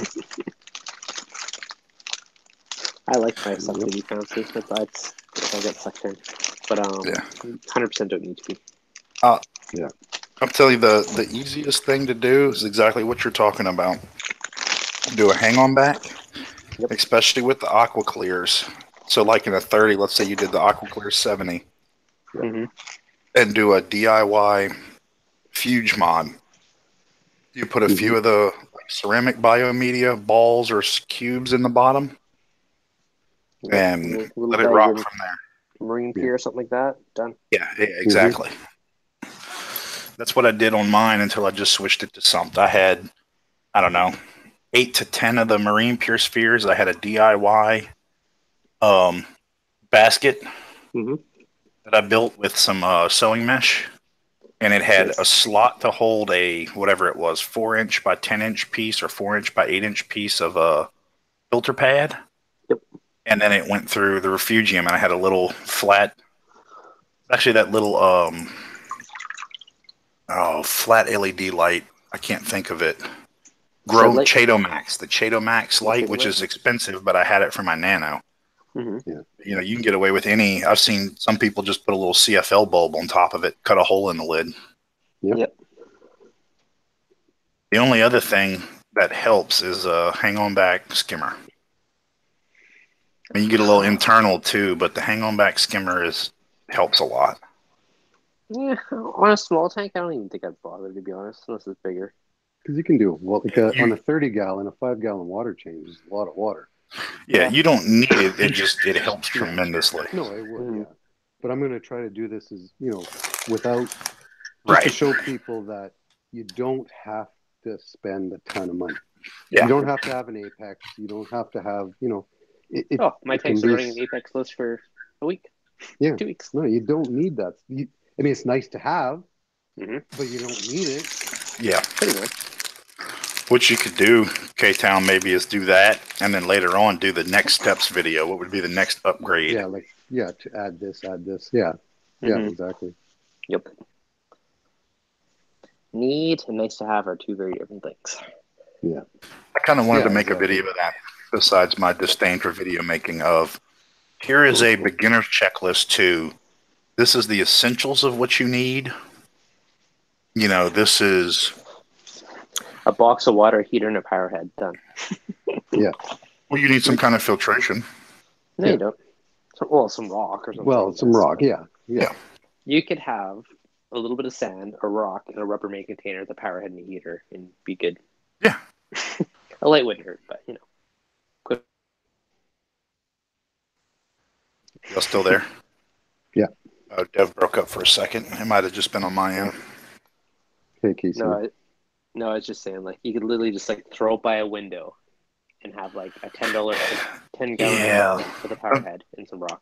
When I think of it though, and that's what I kind of got. I don't want to say shut down because Paul's not an asshole, but not Paul. Nick from Aquarium Cabinet Solutions. Mm-hmm.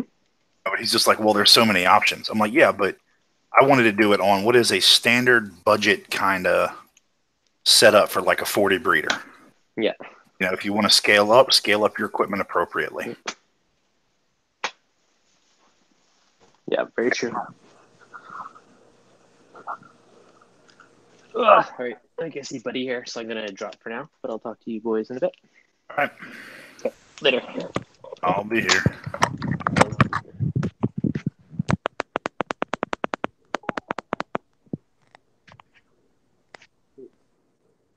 Oh. Can you hear me, Jude? Yeah. My headphones died. Oh, it's all good. Gavin just dropped out. Yeah, he said he'll be back. That guy's there. Yeah, it just as my headphones died. That's what. Yeah, he's coming back. He said he'll talk to us in a minute. He just has that guy that's coming to pick up whatever. Okay, I'm gonna switch headphones. I just gotta find my other set. What did I do with them?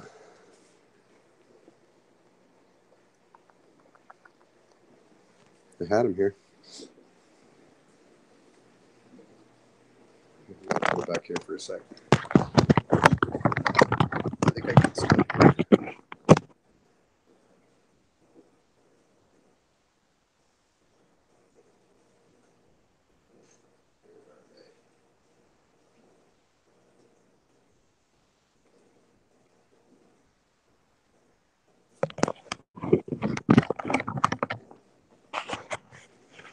Got it now. I got my phone. I don't have my freaking headphones. I brought them down here. I know I had. I can't find them.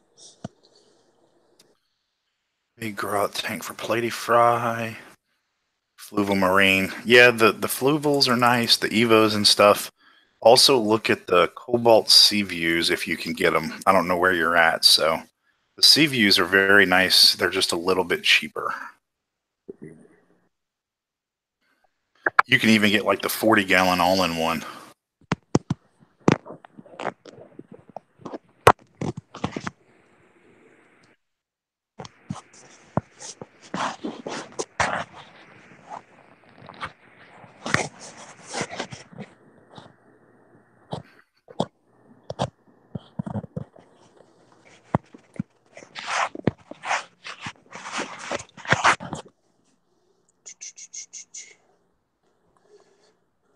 What a chore this is turning out to be. Interesting night, huh? Oh. No calibrated. You can do whatever, but like a 29 is a pretty common starter, or a 20 long. More volume, more stability, and trying to do a mini nano right off the bat or a pico is very challenging for most people.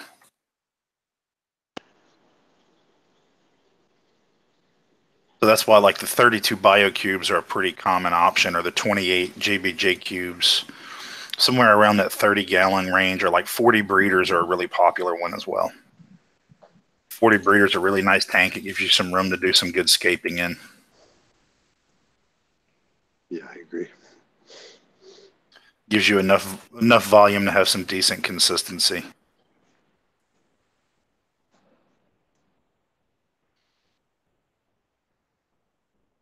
Yeah.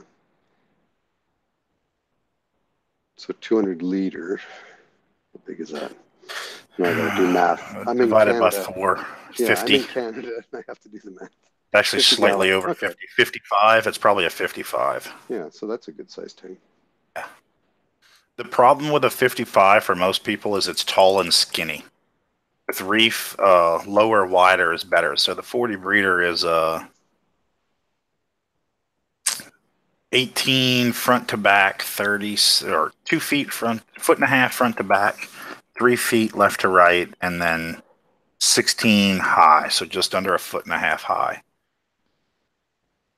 Yeah, and you can do calibrate. You can do something even like Jeeves is doing tonight, showing us tonight. He's got a little 5-gallon Evo. I mean, you could do that. Yeah. If I had battery left, I'd show it again, but yeah, that's okay. But it's just a little 5-gallon Evo all in one.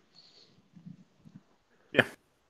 I mean, the little bigger is better. So like the Evo 13.5 doesn't take up a whole lot of space. A 20-gallon doesn't take up a whole lot of space. 32 and 20, what I've learned, I try a Pico from the get-go, whether with a 32 or 40 breeder. Yeah. I mean, even a,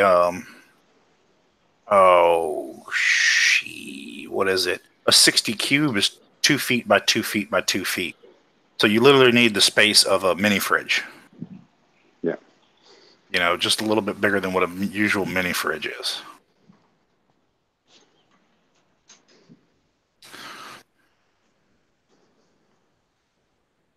Yeah, I would say at the minimum, get one of the all-in-ones. If you want to try to do something really small to start, so like the Evo 13.5 is a good option. There's a couple. Good point. Yeah. 60 cube is a good size. Paul, that is a really good input. That's what I'm getting at. Yeah.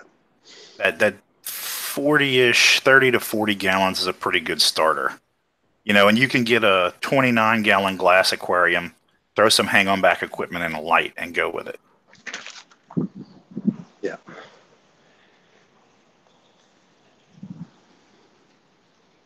And you can pick up lights, you know, like a marine light for fairly, you know. A 29 uses a single black box. That's $80, $90. Yeah. And it will grow coral. Yeah, you'll be able to grow SPS with the light as long as the water quality's there. Yeah, exactly. You wouldn't even need that. That's the thing. If you wanted to get your feet wet, all right, so look at the Evo 13.5 Sharpies. The Evos are the saltwater models. They have a better light for saltwater. It's a better spectrum. And it has a little bit stronger pump. Because I thought about that. I like the way the flex is curved. Hold on 1 second, guys. Let me close this bag. Yeah. I looked at doing the flex, and they're not, that's what I've read is you can do them, but they're not optimized for salt. So the Evo is actually a better investment for the same price. Spectrum and par usually, but so the Evos are 12K lighting, give or take. 12,000 Kelvin or whatever. Mm-hmm. And then the freshwater, like the flexes, are 7K or 7,500K.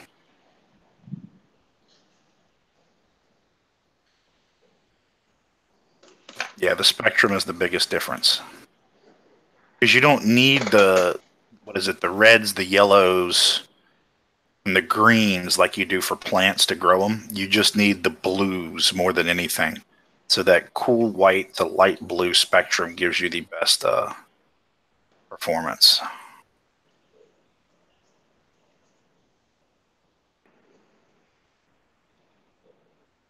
Yes, it is. Big difference.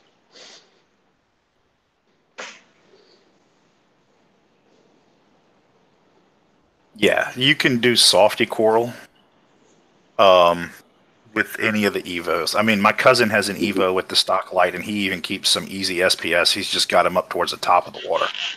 Yeah, and anemones, so you can keep stuff like that.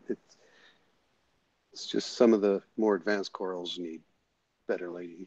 Yeah.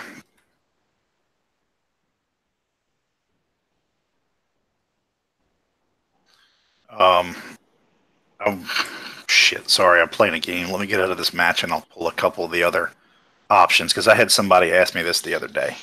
And I've been kind of doing this research for my father. He wants to get a tank, and he's one of those. He's got money, but he wants something small, simple, and easy to start with. Yeah. It's my new plan, Dave. Giving everybody a wrench that I know, so that if a troll comes in with your name and emblem, I'll know it's not you. It's my new thing.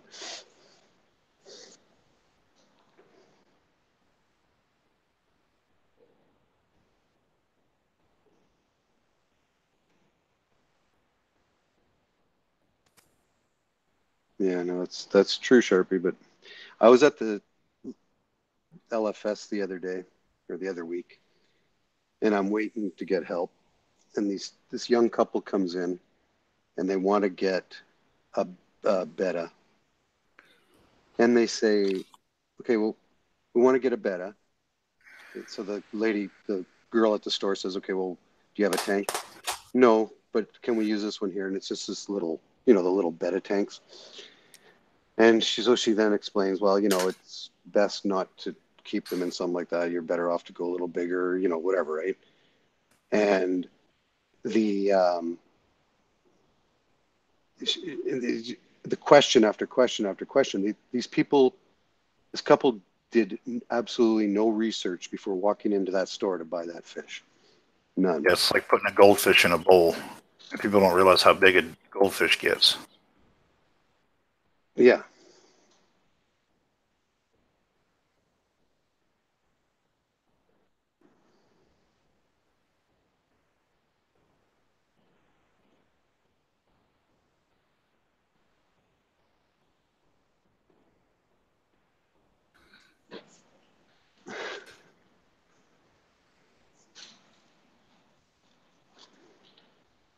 I got scared, Dave.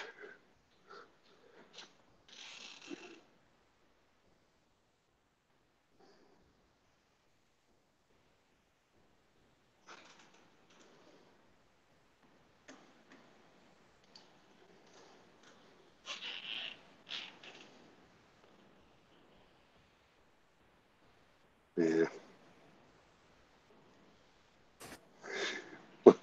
I don't know, Dave, if it's going to work or not, but next time I go, it might be totally different. But right now, I don't know what to do.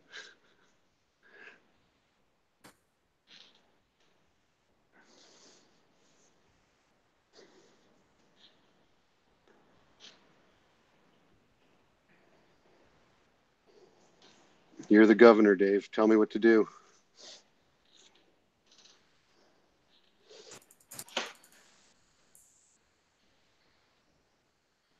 Go down, you big bugger. Oh, that wasn't pleasant.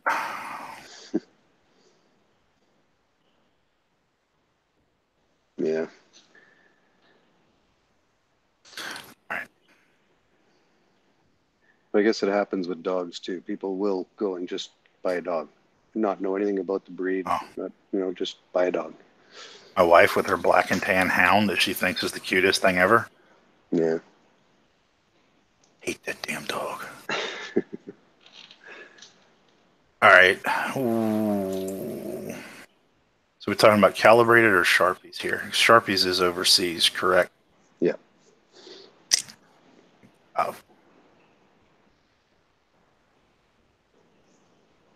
So if you got a standard, whatever, 29 for us. So what is a 29? 2 foot by 12 by 12, a 60 cube. You need to talk to Michael Aarons and Paul if you really want to get into that. Yeah. They can hook you up with what size tanks, because I don't know what is available and what's not available over there. I'm assuming tanks are a lot of the same standard sizes. Yeah, I would imagine. They just don't do the big stuff unless it's like, I think a lot of the bigger stuff's custom made. They just don't sell it over the counter. Yeah. Kind of thing. Yeah.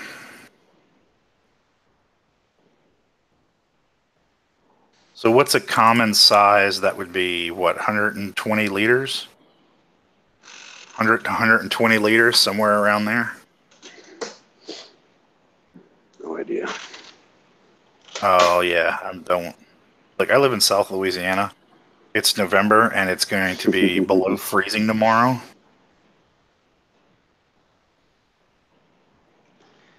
It is going to be? Oh, wow. Yeah, it's going to be down to like 28 degrees tomorrow night. It's, I don't know, low 30s, mid 30s. That's what it is here. Right? It's probably -1 Celsius. That's about 30. Yeah.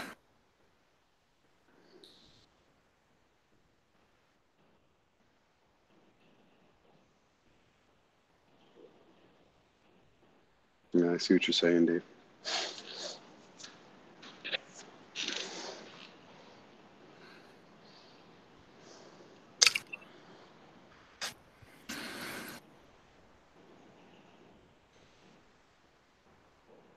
Yeah, I guess that, yeah. That's why I asked, Dave.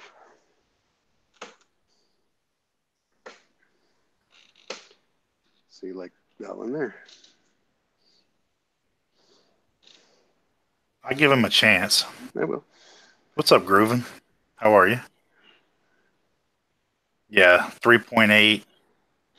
All right, so let's say a 90 liter. You'd get a 90 liter tank with a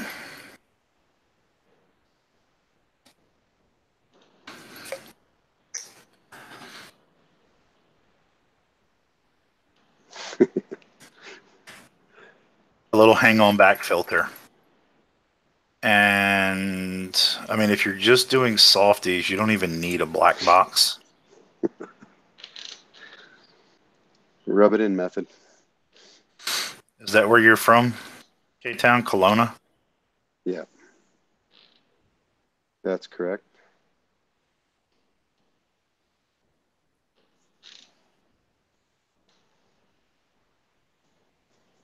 Where's Groovin from?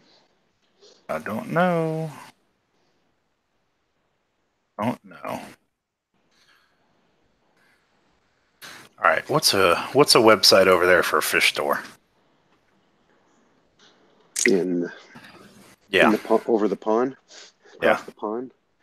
Very good question. I know how to find out.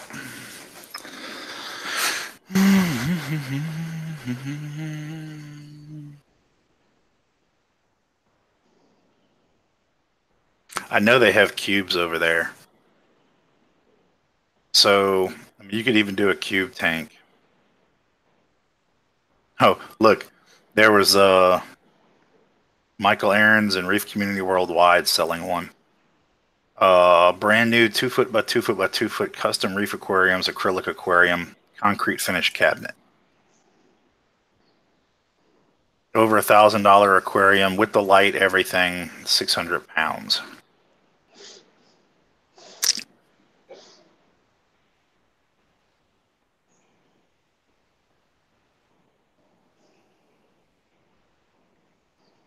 All right, Maidenhead Aquatics. I can work with that.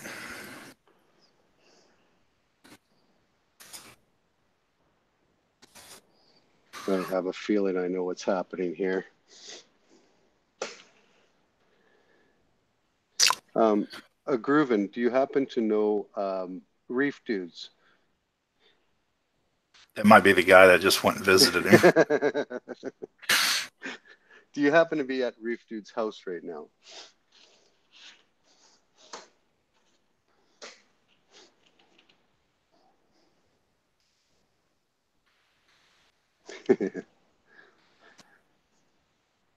You proved yourself. Explain that you had an incident earlier. Well, if he's with Devin right now, I think you already know that.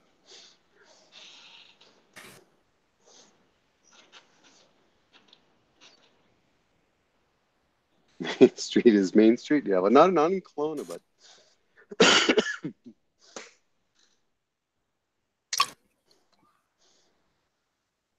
See, that was a trick question, Dave. because most people would say Main Street.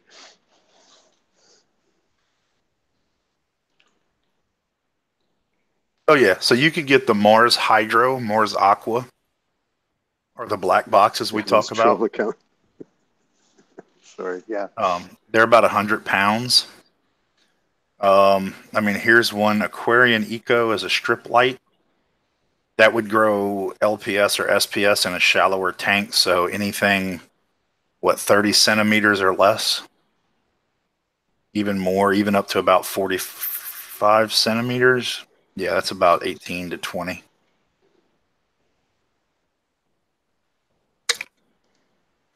You could do T5s. T5s are a pretty common option. I mean, that's what I run on my 40 breeder with a couple of small LED strips to accent it.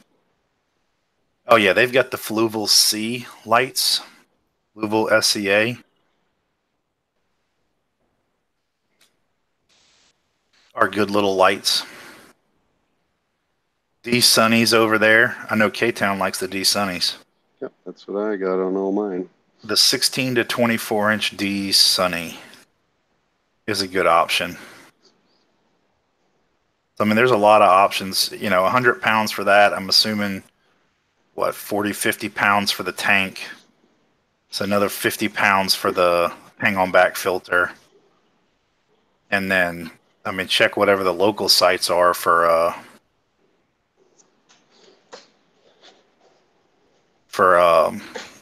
rock and sand and that kind of stuff.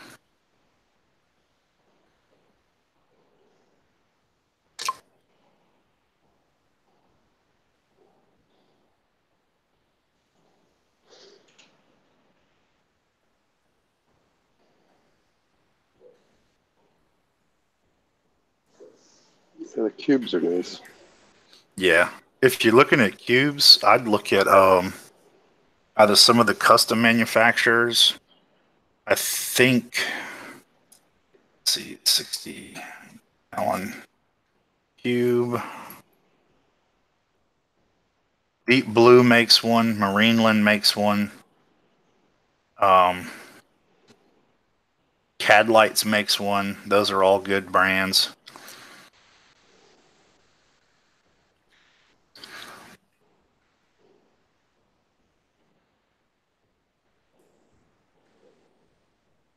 Oh, that Clear for Life is expensive. Grooven says Red Sea has one. Yeah, they do. It's expensive. Red Sea's expensive. What's the other new brand that's really popular right now? Custom? It's like Red Sea. Oh, I don't know. Waterbox. Waterbox is really popular, but they're expensive too. I mean, they're not that much cheaper.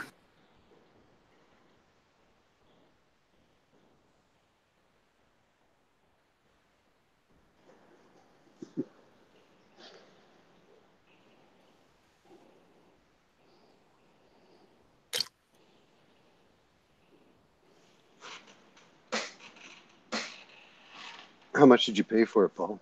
For that 32 by a cube? What did it run you? Just the box.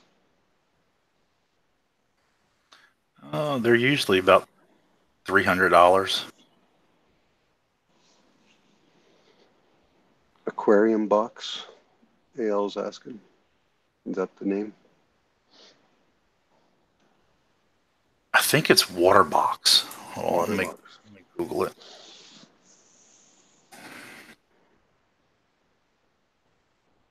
Yeah, it's Waterbox. So, yeah, I can post links. Yeah, I mean, that's what he meant. Yeah. I mean, calibrated, if you're looking at that, the BioCube 32 is a really good starting point. Or the JBJ 28. Yeah, that's what me and Dave were discussing earlier. The new JBJs have a Wi-Fi controlled light that can grow LPS no problem, can grow some SPS no problem. And they're a little more expensive, but I mean, you're not going to have to buy a light. So if you buy the core life and you decide you want to start adding some of the harder stuff in, you can, you might have to take the top off and upgrade the light. Is that new bio or that new JBJ is the new JBJs? Are they still molded fronts like the molded? Yes. Yeah. Yeah. The only thing they've changed up are the tops on them. Okay. Improved fans, better lights. So they have. So I was telling Dave earlier, they have 3 models now. They have the base model is the 28 nanocube CF, which is the compact fluorescent. The next step up is the nanocube intermediate, which has lights for softies and LPS, some LPS. Then they have the nanocube Pro, which has the lights for SPS. It's basically a Steve's LED upgrade, like you would put in the BioCubes. Sea cucumbers are not too hard from what I understand. I've been doing some research because that's my next step for my 40, I think. If you have an established aquarium, it's something you'd wait until you were more towards a year into it, where your sand bed has enough to keep them alive. Yeah, I've never kept one. Because I want to get one to keep my sand bed clean. Nice, bright, white, and shiny. Which is part of the reason I wanted to go black sand on this Pico, because I don't want to have to deal with cleaning the white sand when it turns brown. True.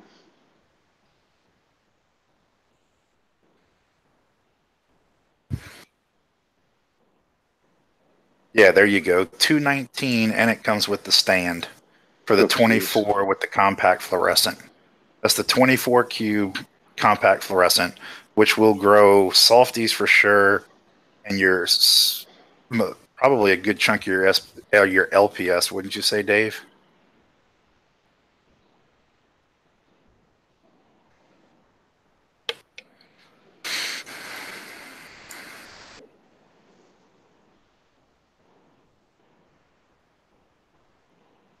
Yeah.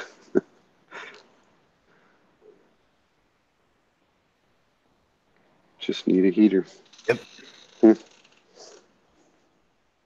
That's cheap. Yeah.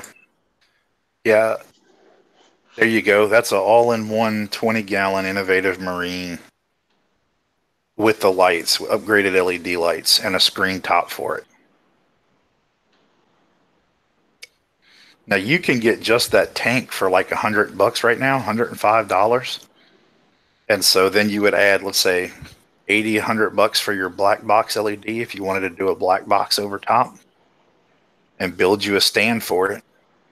I mean, a stand's not going to cost $50 in lumber. You can even build an open stand, just 2x4s and just a piece of plywood for the top.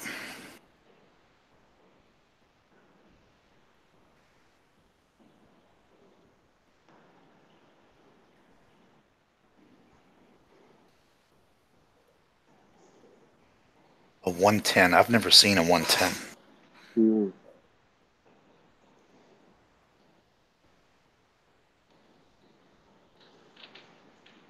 What's the dimensions of a 110? No. No, I'm asking Gruen.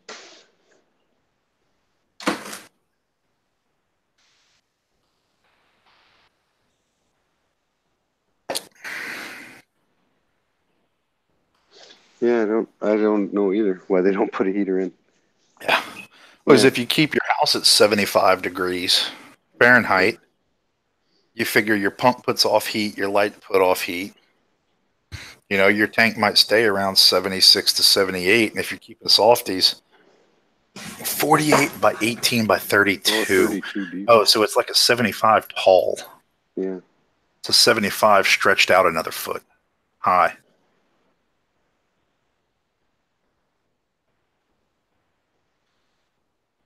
All right, Chaos, go on Bulk Reef Supply and look at DIY Screen Kit.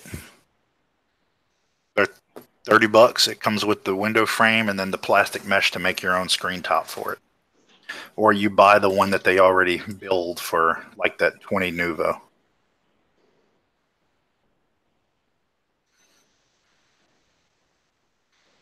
Yeah, exactly. Yeah, just build your own stand. Yep.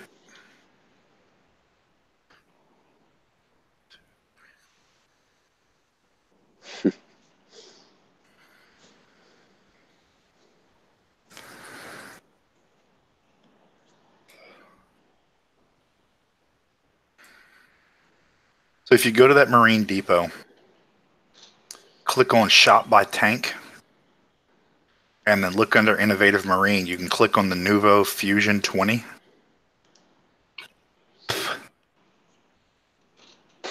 It's 179 tank only. The one without the all-in-one filtration is 105. So you could run a hang-on back with the one that's 105.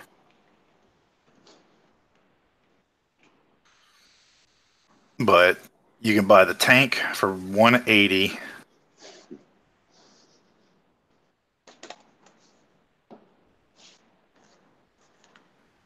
Get you a Reef Bright light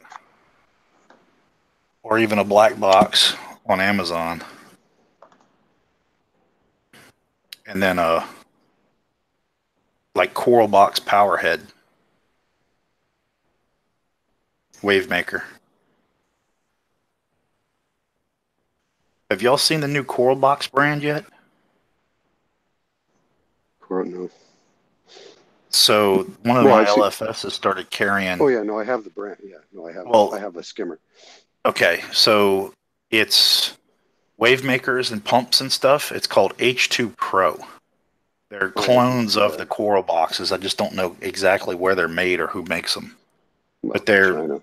direct clones from the Coral boxes. Same pricing. Yeah, I have the Coral Box skimmer and the Coral Box ATO.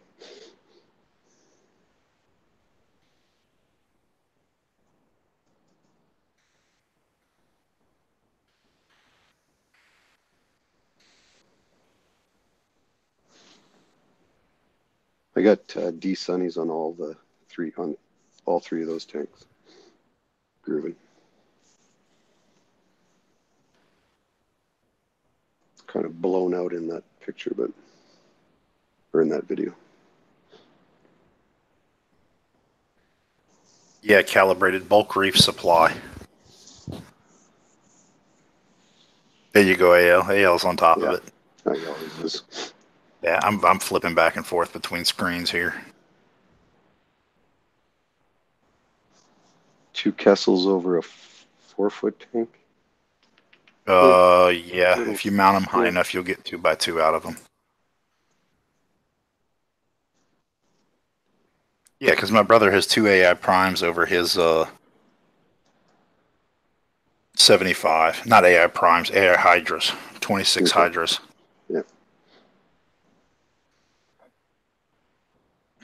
The only problem, that's that 110.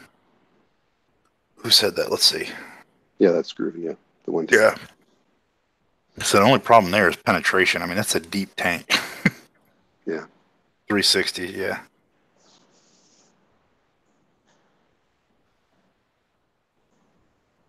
So Sharpies, you're in the UK.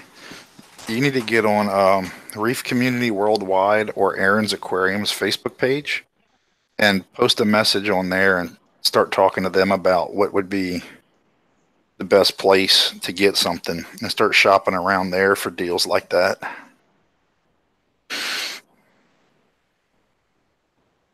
But like K-Town's talking about, I mean, you get a halfway decent light, a box, glass box, and some live rock, some sand. You don't need live sand, and a hang-on back filter, and you can run a tank no problem. You just, limit yourself to the easier stuff to start off.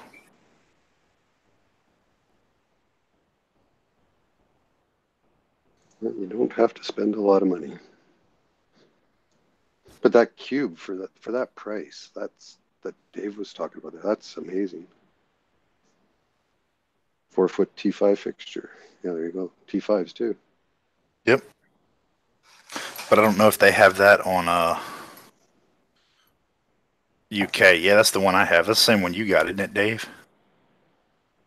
I've got the 36 version.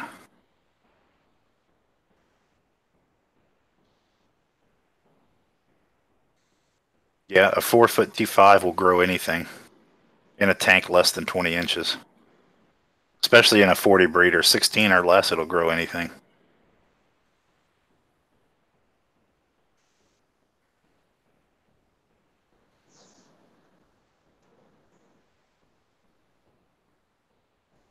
Oh, yeah. I mean, the all-in ones are nice because your filtration is built in. You're just changing out pads, or, you know, you buy some of the ceramic media.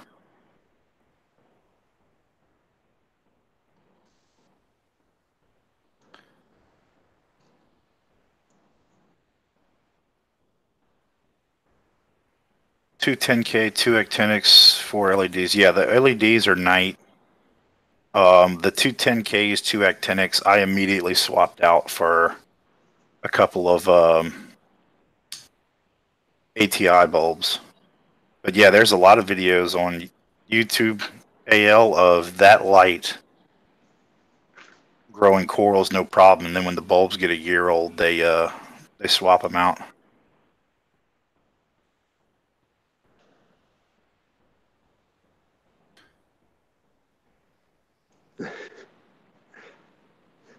You repeat the list of required basics like a squirrel. You want me to keep going, or you want to touch that one? No, go ahead. So, tank, live rock, or rock. You don't have to buy live rock. You can get dry rock and seed it. But your reef rock, sand if you want it, can be dry sand from Petco. That's the one I'm running, and this Pico is going to be just the cheap Imaginarium black sand. If you want to get the aragonite is a little better because it has buffer in it. Or crushed coral, whatever you prefer. I like the Fiji pink. That's my preference.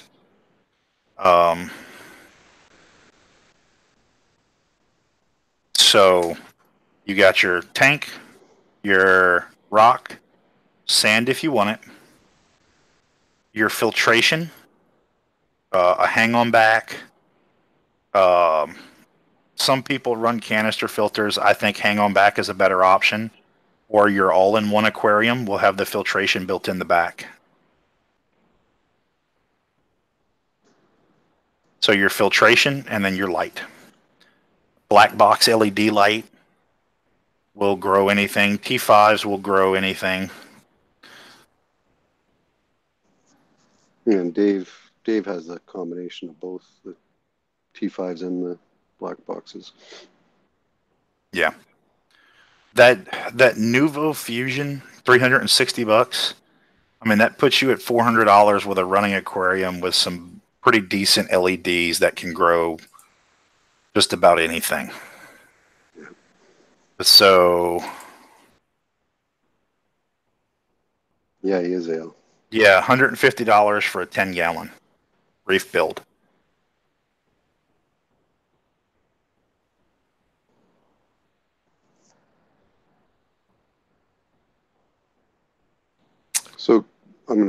So Grooven, if you're in Kelowna tomorrow night, if you are in Kelowna, which I believe you are now because you answered all my questions, the guys, there's a bunch of us getting together at Devin. As I'm saying this, Devin just said invite him to the thing tomorrow night. Okay, so tomorrow night, 7:00 at EK's Grill in Glenmore. A bunch of us are getting together to just a bunch of reef guys, aquarium guys. Yeah. Wings at EK's.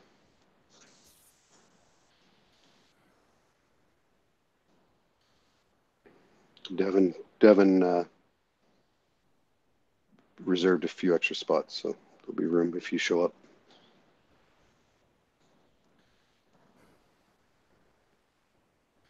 Sorry, go ahead. I had to throw that out. No, you good. Look, Dave's just steady linking stuff. Yeah, there you go. One of those lights, $170 for the all-in-one tank. I use filter floss, polyester filler from Walmart for my filtration. You can cut foam pads. You can get fancy and buy the in-tank media basket. I bought the in-tank media basket for this Pico. It'll be here end of the, or next week. But that's just preference.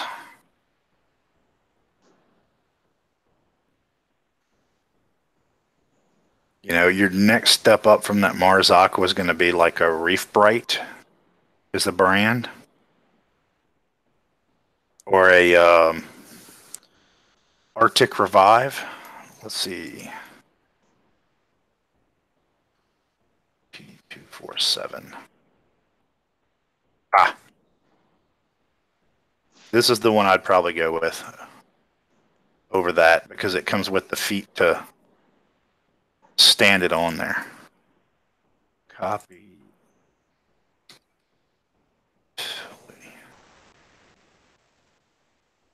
Sorry, guys, I talked to myself. It's all good.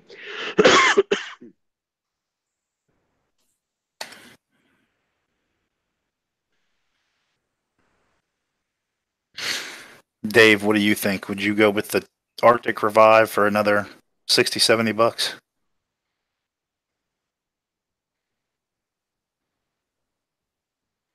Yeah, that's a good one, Dave. A refractometer to keep your salinity, your RO water, your salt.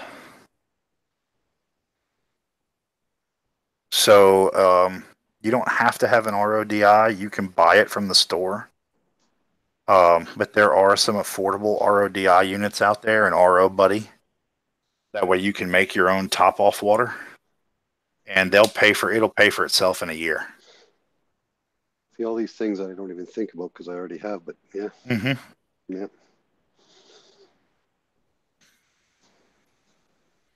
Very important things.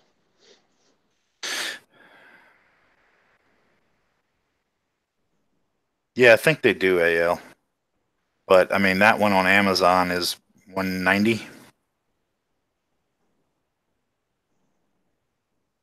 And that's a good quality light. It uses better components inside of it. Not that the black boxes are bad, but you'll get longer service life out of the 247s.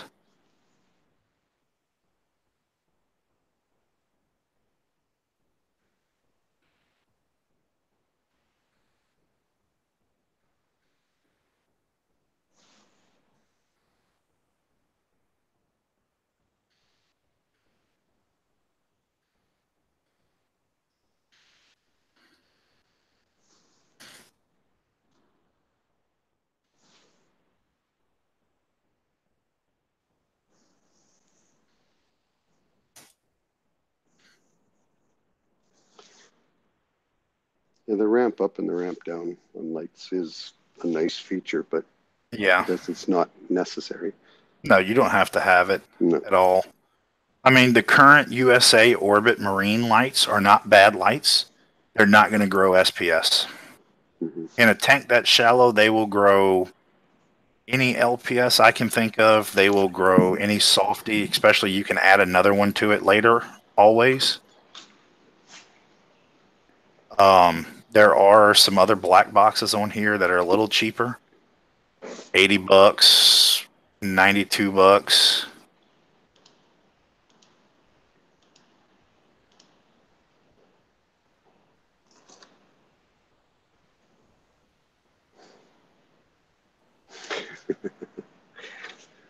What? Just grooving. His comment.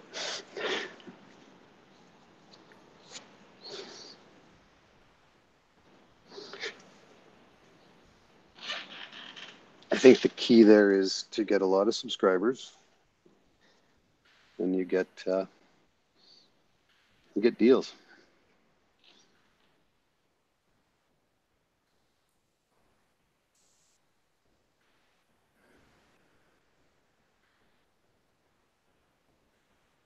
Here's one that's it's the same wattage as that other one, but it's longer.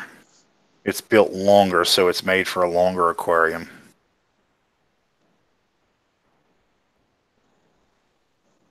Only watch Dave's video on Mars Aqua on the LEDs, Chinese LED box. What about them? Well, he takes them right apart and goes through them all. And so he's saying only buy the Mars Aqua because he's taking them apart. He knows. Oh, okay. Dave, have you ever fooled with the Viper Spectra? It's the ones that have the timers in them. They're a little more, but they have timers on them built in.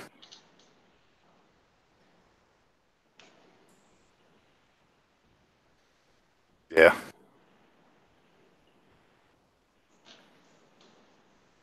Test kits. Yeah. I mean, I so started this off is with the API. What do they call the API? API. Yeah, that's what I started with. I like the API basics, but if you're going to buy the API Reef kit for whatever it is, $30, you know, Dave put the 3 Saliferts. You spend a little extra money and you get a much more reliable test. Very true. That's my brother's been using the API on his. Oh, it's close enough. And then I brought my Anna checkers and my Salifert kits over there the other day, and okay, it's a Morizaka with an Ocean Revive timer.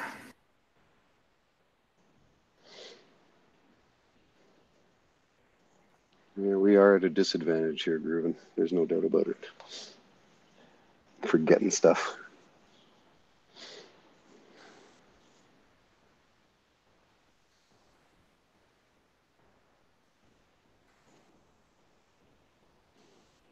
So with that one, Dave, does it ramp or it just turns them on and off at a certain time? It just turns them off, right? It's just 2 channels on and off, but it's the fact that it has them built in. You don't have to buy a wall timer and have all the double cords, and it's one cord to plug it in, and it's got the 2 timers built in. Oh, okay. I think I don't know, you paying an extra $40 for the timer, $50 for the timer. Mm-hmm. Which, if you're going to spend $20 on a timer, you know, 2 timers, you're going to buy 2 timers to control the 2 channels separately. You need salt too. This is true. Yeah, saltwater aquarium with no salt is a freshwater aquarium. I think I said salt when he started putting the other stuff on there. The RO Buddy is nice. I have the step up from that, Paul, the Aquatic Life Twist-In. It does a little more, and I find it simpler. You just twist the cartridges in. If you're on good city water, fairly clean city water, I mean, I'm on 1.5 years on my first set of cartridges, and I still get 0 TDS. Yeah. Well, I've had my RODI since the beginning, so almost 3 years, and I'm still running the original RO membrane. I've changed out the other 3, but you're on city water. Yeah. It's like I know Tina had to change hers not too long ago, but she's on well water, so her TDS coming out is over 300. Yeah. Mine, when it comes out the tap, I think is like 50. 40, 50, somewhere in that range. Yeah, I'm 100 and just over 100. Yeah. The only problem here is they add, of course, they chlorinate it and fluoride it, but there are times where they use chloramine. Yeah. 3 TDS isn't terrible, but if you start having algae problems, there's a good chance that that's where it is. So what you can look at, Paul, the RO Buddy is just carbon, sediment, and RO. I don't believe that one has the DI membrane.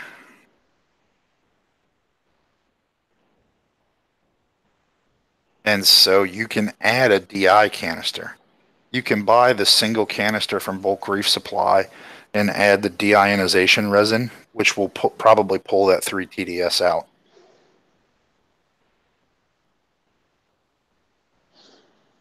Yeah, no, I know you can't. I'm just saying, though, Paul, like it is 3 TDS, but what is that 3 TDS? So, I mean, obviously the best thing is 0. because you don't really know what that is.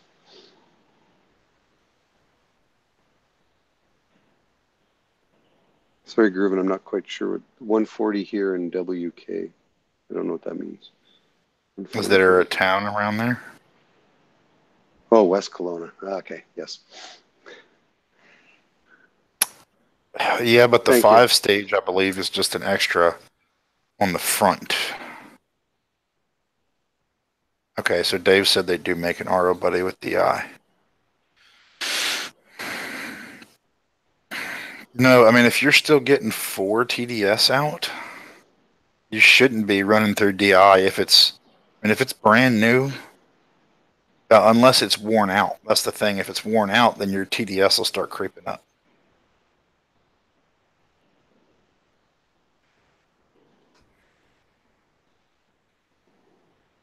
You going to bed soon, K-Town, or are you going to be up for a few minutes? No, I'm up for it. It's only 11 o'clock. All right, I'll be back in like 5 minutes. Okay.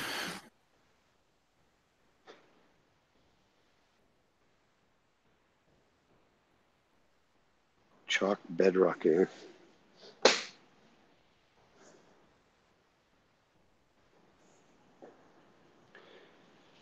Yeah, you could test your RO and at 3 TDS check. You could see what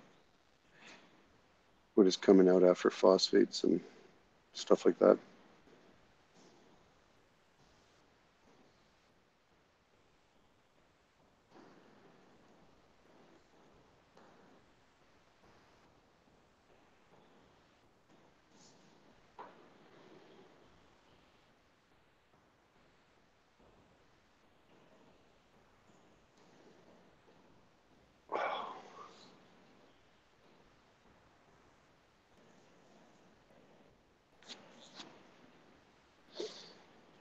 So, Groovin, is this your first reef tank, or you've had one before this one?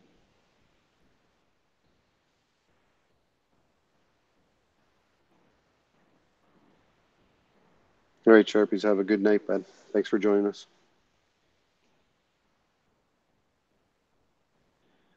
I think Devin said, 9 or 10 confirmed. Okay. So you're just getting back into it again. Yeah, okay. A while back. Kelowna, no.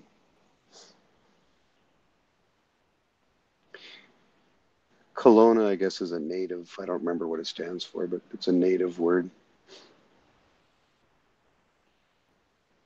Like something like great place to live. That's not what it is.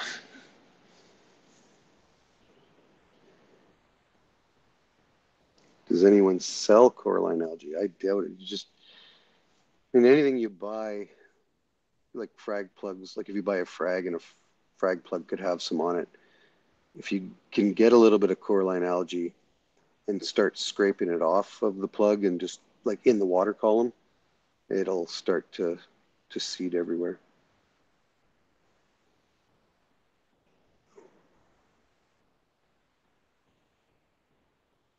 Yeah.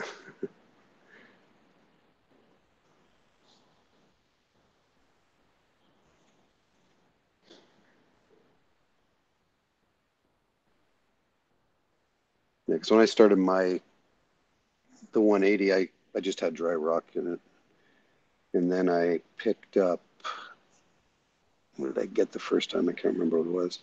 It was something anyway. It had some coralline on it, so I just scraped it and scraped it. Yeah, snails and hermits have it on their shells. I think that's what it was, Dave, actually. It was the turbo snails I bought had it on their shells. And then I took one of them and scraped it off, and that's how it seeded.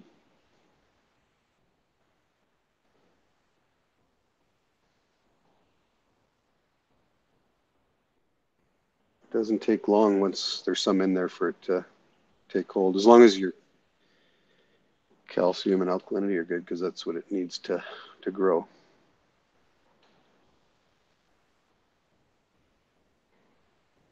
Yeah, they have that one additive. What is it called? Purple Up, I think it's called. I've never used it, so I can't speak to it, but I've seen it out there.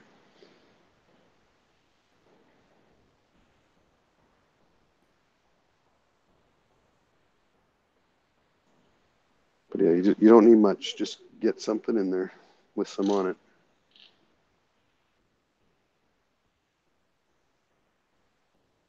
No, I don't think there's anything that has it in it.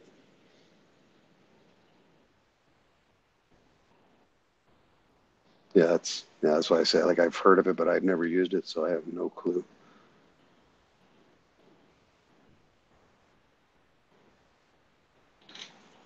Because really, like, Dave, am I right? Like, for coralline to grow, you just need calcium alkalinity and magnesium in line, right? And it'll grow.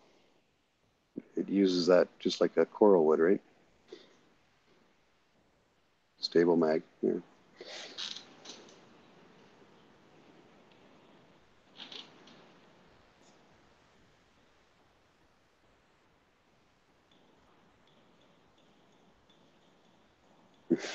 I didn't even notice the spelling error, Dave.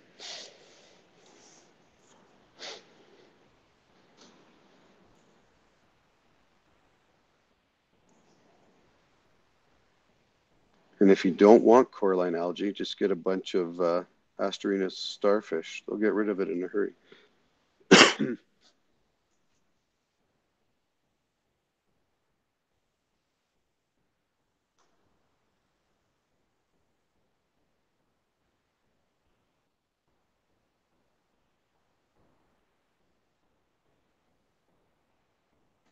Okay, so if you have a piece of live rock with coralline on it in your tank, just scrape some of it off. Just grab like a razor blade or something, just scrape the rock to get that coralline off, and it'll reseed itself. I remember watching a video one time from Farm Boy Reefer, I think his channel is, and he would make like a protein shake. Basically, he put it in a blender and coralline and calcium, whatever, in a blender, and then he'd dose it into his tank.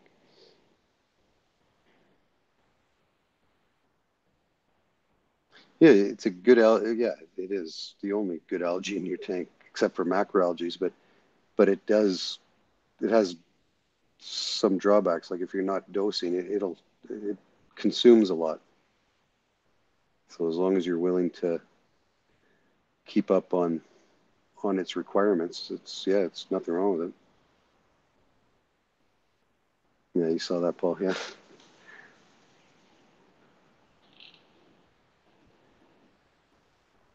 No, it will spread without scraping. It's just to get it to spread quicker. You're basically broadcasting it across your whole scape, so it'll attach to different rocks and it'll spread a lot quicker that way.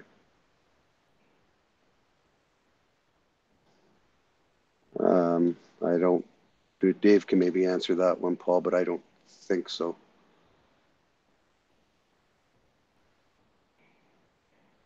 Are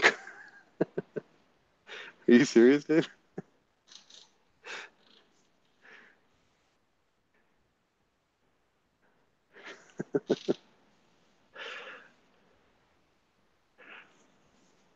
He's done. He hasn't put out a video in months and months and months. So I think when his big tank exploded, I think that finished him off.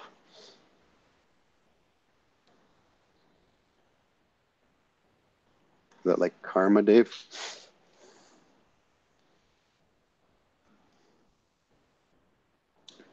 Nettie Al, thanks for all the help tonight.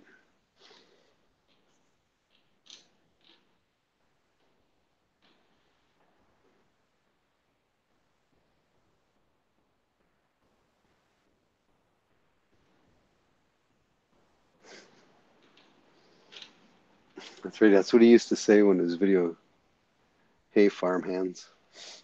I remember that now.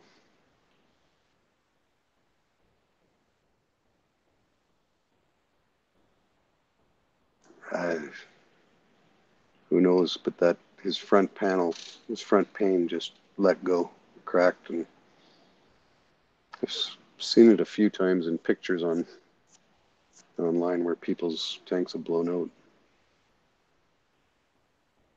Just hope it never happens to me.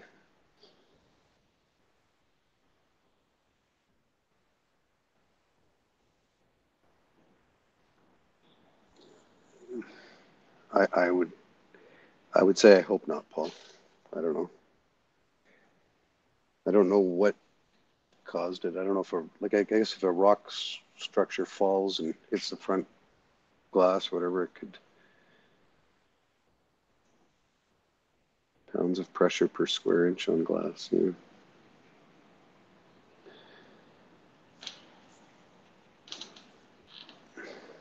The dreaded boom. Yeah. Couldn't imagine. That was like a 700-gallon tank too, something like that. It's a lot of water on your floor.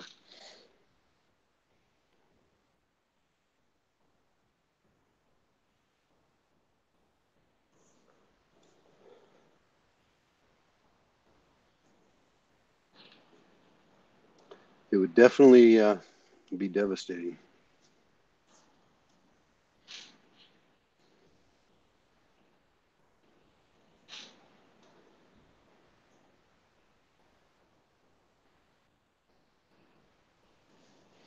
I remember probably 10, 12 years ago, I built a tank.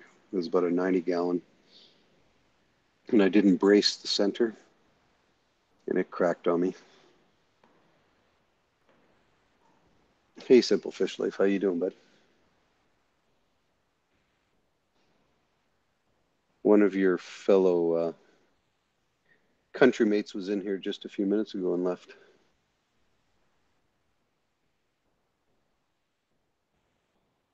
Yeah. Yeah, but a webcam's not going to help you if the tank lets go like that. I mean, what are you going to do except for cry if you're not home? Even if you are home, I mean, it's done. Yeah, you're not stopping that. No, it's done. I mean, whether you're home or not, it's done. If you get a crack, you might be able to hear it and save the livestock. Your floors are still screwed, but call the insurance company. That's right. If they'll cover it. I know sometimes they won't cover aquariums. Yeah. You'd have to have a writer.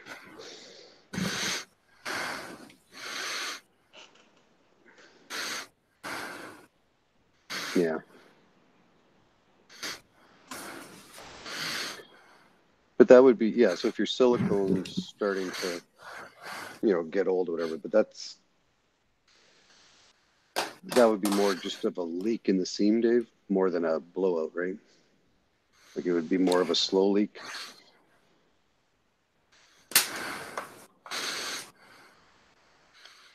To me, that's the only benefit of an acrylic tank.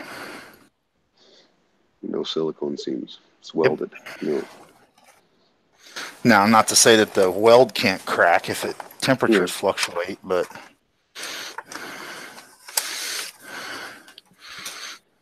yeah, it's some of these people have had their reef tanks up for a year, like well over 10 years. Do they start to worry and think, I better tear this thing down and reseal it, or do they wait till it leaks? What do you do?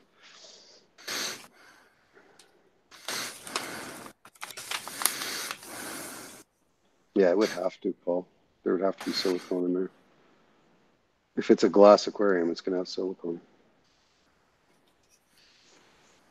yeah. You can't do glass without silicone. There's no way to bond glass.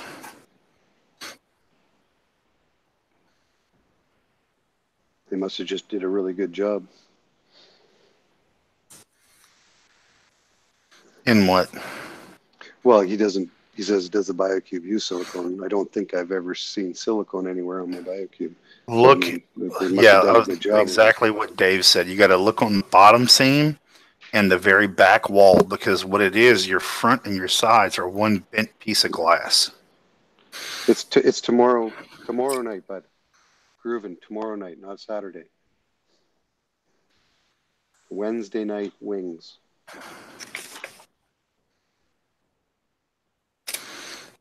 Well, if only I lived in Canada. Come and have wings. Y'all would get sick of me. Beside a massive saltwater tank. Oh, there's a big saltwater tank there. Yeah, it's a cylindrical. Nice. Yeah.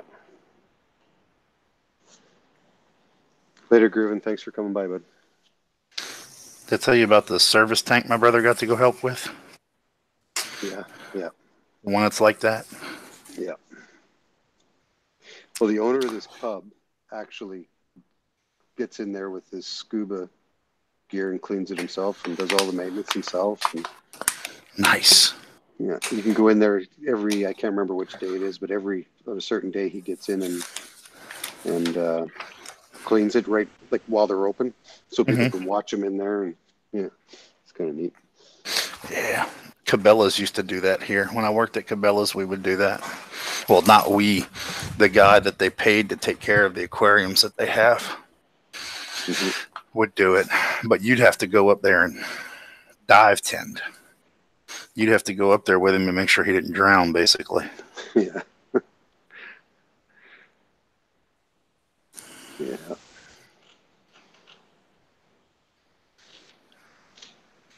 Got to go do that a few times. That was fun. Yeah. You should see the filtration behind that. That's what I'd like to see at the pub, is actually get in behind and see what he's got going on. Like, he doesn't have any corals in it. It's got so in the center of the tank, because it's a cylindrical, right? So in the center, it's kind of the fake, you know what I mean? Like, what do they call that? Like insert, whatever. Yeah. Coral inserts. And then the fish swim around it, all the way around it. Yeah, it's kind of cool. So it's a predator tank, basically.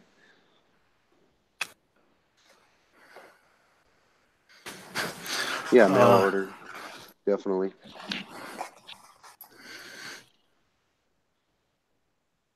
Not Petco and PetSmart. Check a LFS. LFSs are your best bet.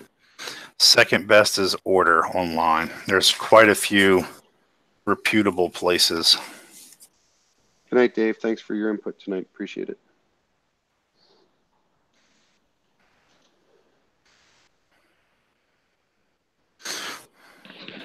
Yeah, there's a lot of online stores in the States that you can order from. Unfortunately, we only have a couple here in Canada, but that's where I get mine. It's online most of the time, or fellow reefers. Yeah. You know, like. So you find a local reefing community for wherever you are? Yeah. He said where it was. Where are you? He's in. It's way up there. East Coast. Yeah, north. Yeah, but I can't remember exactly where he said.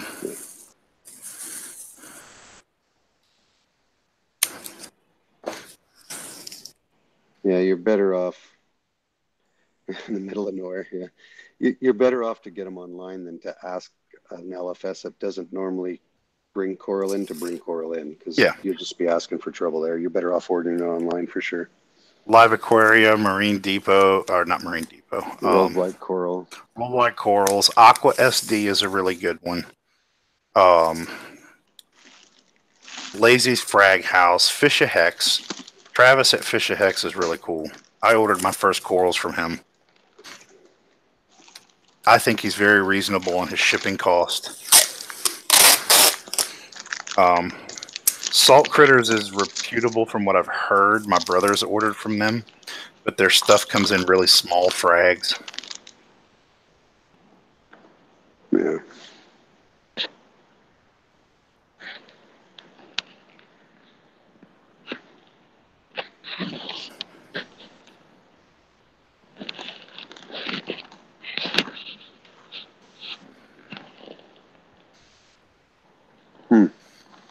Tidal Gardens, of course. Yeah.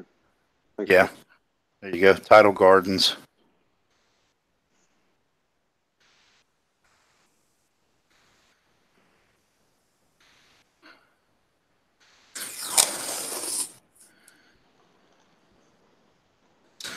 What are you taping?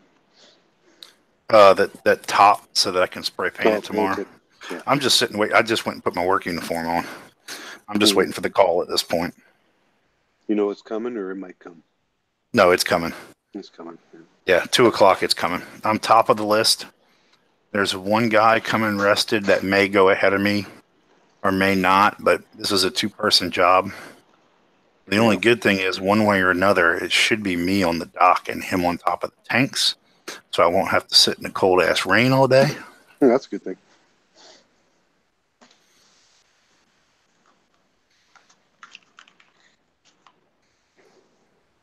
What's ORA offerings, Paul? Or do you know what's ORA? ORA is captive bred. Oh, okay. Responsible aquaculture. Something responsible aquaculture. Okay. Offering responsible aquaculture? No.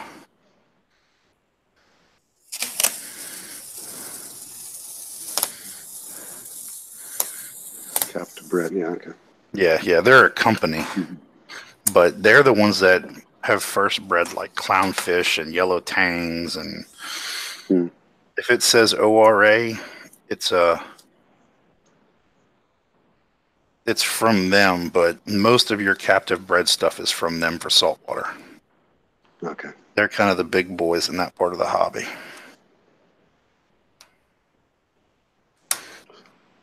So you order from ORA? Well, like Live Or is Aquaria ORA carries an ORA okay. stuff. Okay. I got you. No, they carry stuff from ROA. Yes, you can order from ROA. I don't know if you can as a private individual. I know you can as a shop. Orlando Responsible Aquaculture, something like that. That might be it. I'm pretty sure they are out of Florida.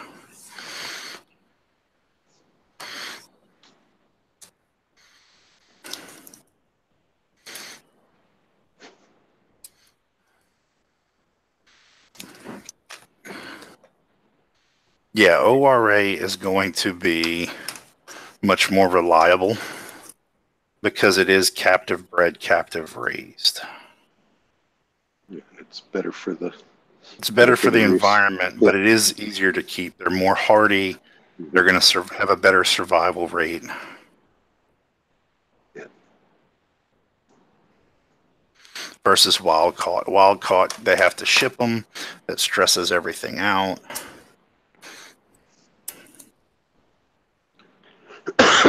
Yeah, hand to hand to hand. Yep.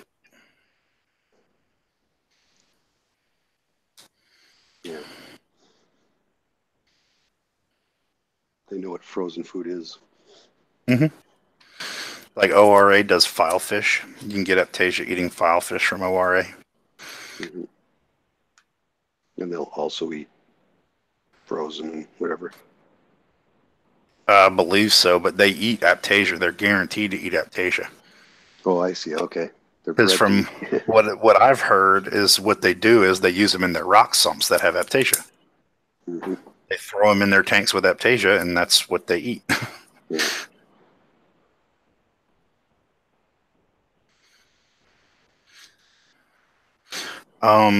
They might do copper band butterflies. Maybe, maybe not. No, I don't think they do. I think that's one of the ones they're working on. Pretty cool. Go read sometime, K-Town. They got some pretty interesting. Yeah, I will. You can get a list of all the stuff that they can breed. And yeah, so I'm taping this off, and then I'm going back with an X-Acto knife and cutting the excess tape to make the corners. Perfect. Make them perfect. Yeah, well, it's got a rolled or a formed edge, and I want to spray right up to the edge, so.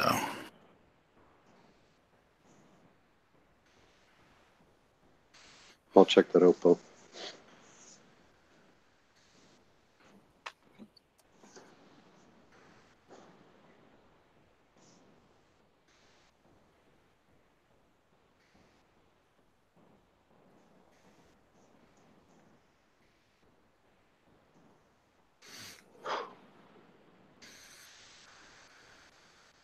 Hey, Reef. What's up, Reef?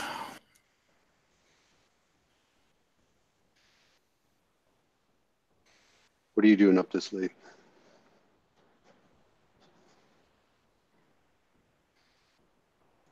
Reef saw it. He's usually the first one to comment on a new video I put out, and I usually put my my videos out at like midnight my time. Mm-hmm. And he's up.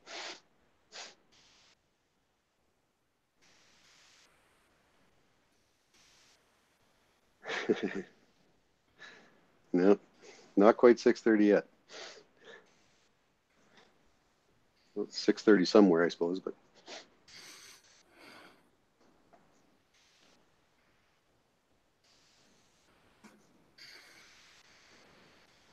It's later than that UK time.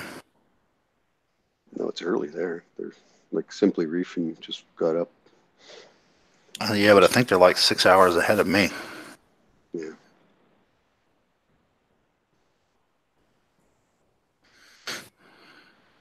No, Cali. So you're the same time as me.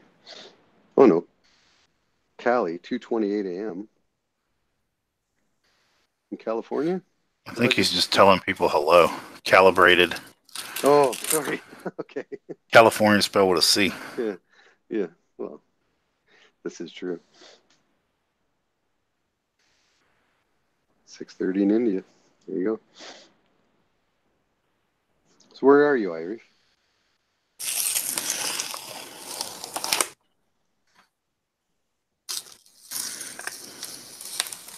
Florida. Oh, okay. I knew it was a warm weather area.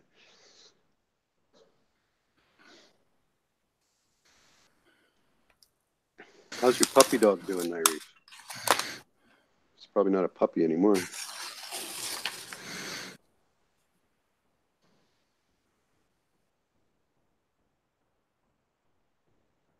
Sleep is for the boring, yeah. Get all the sleep you need when you're dead.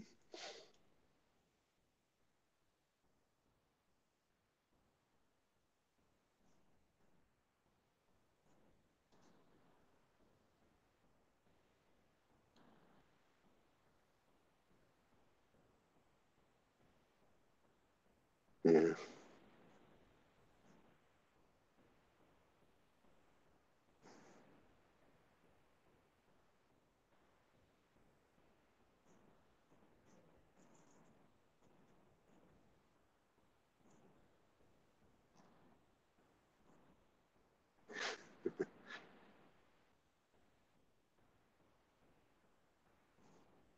But you wouldn't say, like right now here it's 11:30. You would never say 11:30.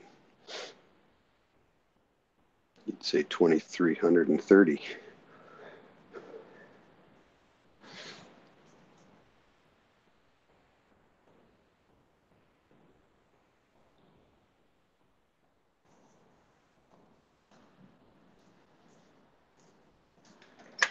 Oh, getting cold.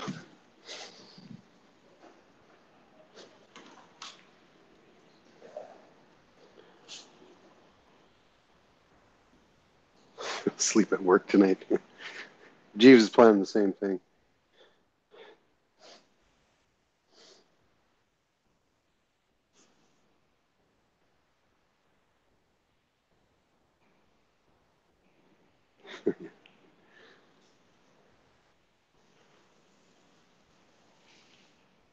So in Canada, Paul, the English, because we're a bilingual country, obviously, it's French and English. The English side of it, we always use, like it would be 11:30 right now. But on the French side, we always use, because I'm bilingual, but in French, it's always, we use the like 2300. So it's very, I don't know if that's metric or what that is, but Military time. military time, yeah. Oh, I was talking to myself. I said, no, I You were. can't sleep at work today. So I got to go to BP, and I can't say what we call the safety lady at BP, but she has a habit of checking in on us. I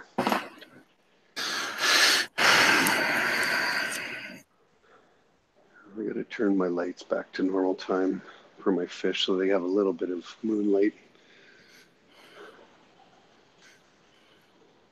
And on my controller, of course, it's in military time. We work in military time for work, so. Yeah.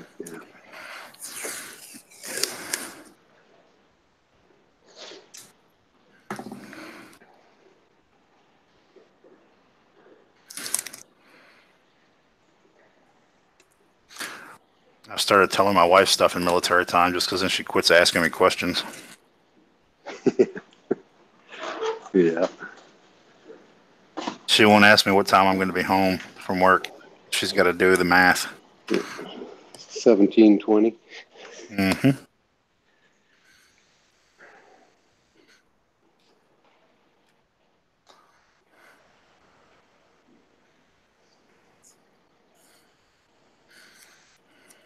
There we go. So that must show really well on YouTube right now. Yeah, it's just really good. Yeah. I think we'll turn that one. Oh, it's not too bad. So being serious, it shows really well. Oh, okay. I thought you were joking. No. It's actually not too bad.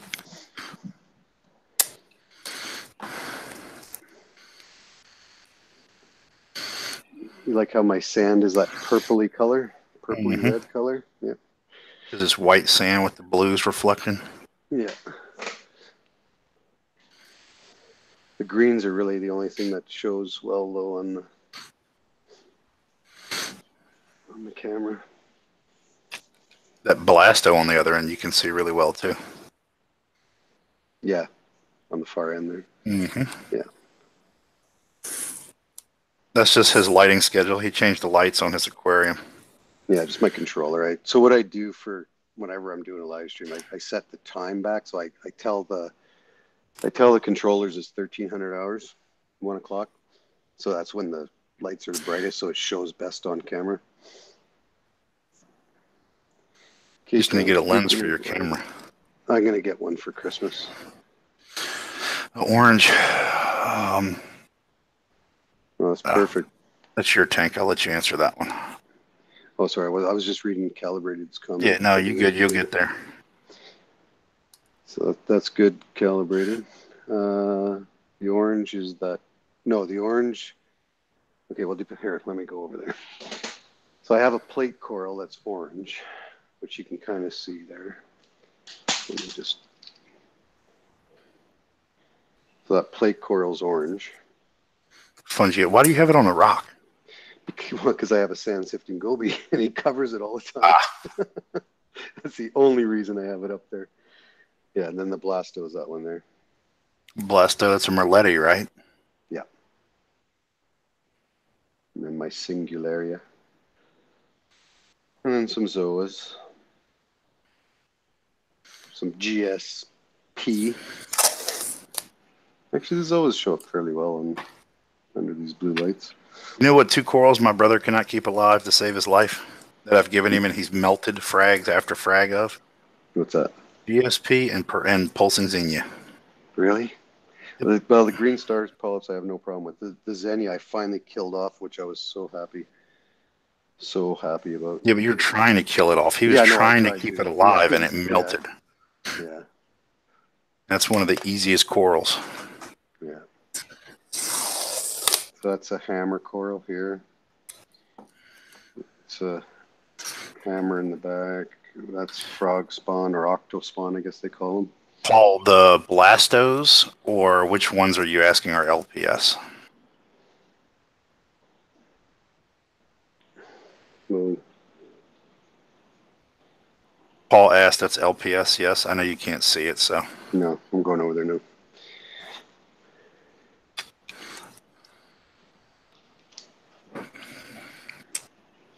They're pretty much all LPS. Yeah, the green star, yes, they're both LPS. Blasto and plate coral are LPS. Yeah. There is Blastomusa welsey, Blastomusa merletti,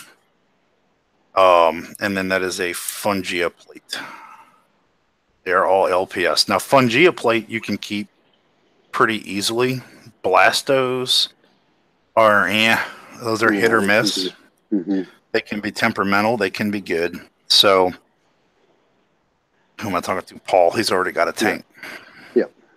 I don't know if it was one of the new guys or the ones that don't have tanks yet. So, Fungia plates you can keep in that BioCube, no problem. You just throw it on a sand bed, it'll grow. You can feed it if you want, but I don't feed mine because any little food pellets that skirt along the bottom, it'll grab them and suck them in. iReef, do a test on your Xenia. Turn the flow off and see if it doesn't start pulsing them. I know when I had it in my Predator tank, it had pretty good flow in the tank to move the detritus from those predators. It wouldn't pulse, but when I would put it in like feed mode, they'd immediately start pulsing when that flow died off.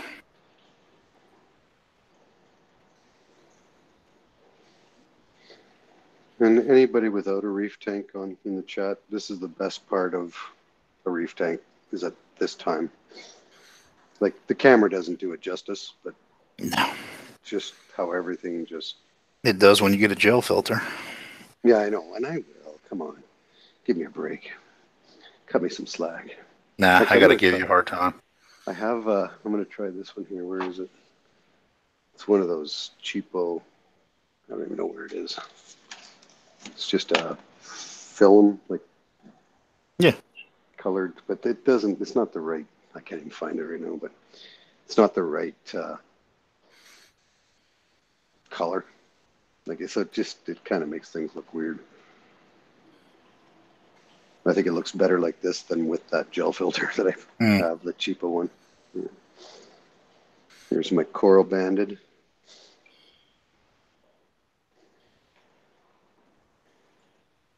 He's coming out now to explore as the lights go down.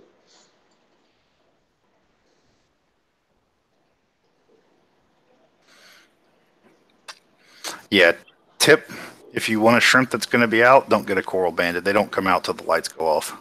Yep.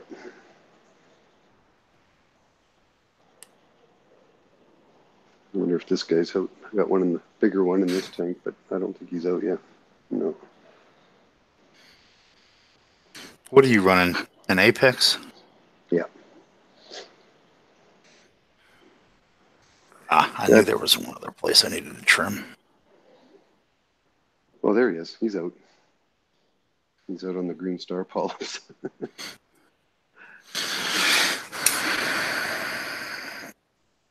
He's a pretty big boy, that one.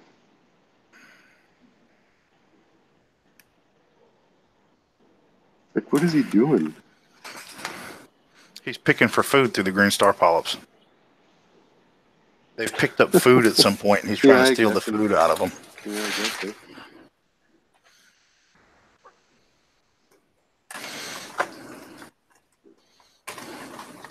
Yeah, that's what he's doing.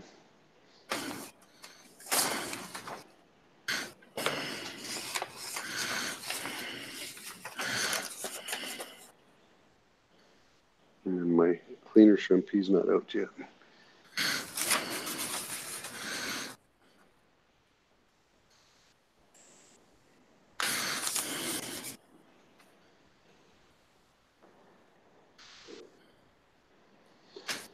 And then the massive bubble coral. It's coming back good. Yeah.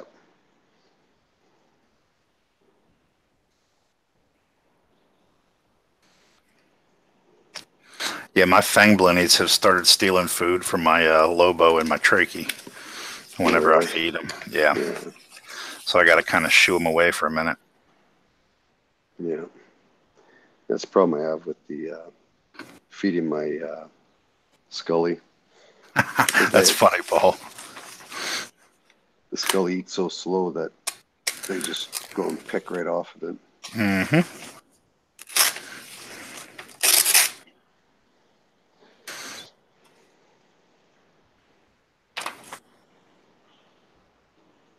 Clowns will host anything if they don't have something to host. Yeah. Bubble coral, torches, hammers, frog spawns, Xenia. There's a Reef Builders video He does like whatever favorite best 5 nano pico tanks or something like that. And in one of the tanks, they've got a pair of lightning clowns. I believe they were lightning clowns that were hosting a big garden of a big rock full of pulsing xenia. Yep, they don't care.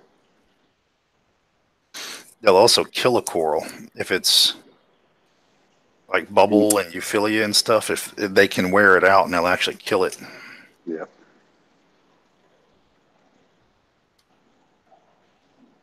Yeah, because look at how they're moving in that anemone. Imagine if they were doing that in a bubble coral.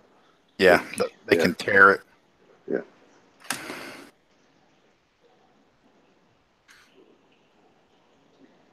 She sure is the boss, I tell you.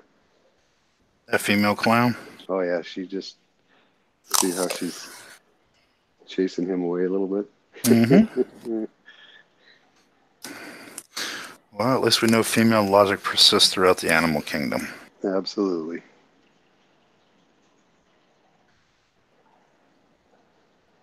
But yeah, you gotta love that relationship right there. Clown and enemy. Yep. Yeah.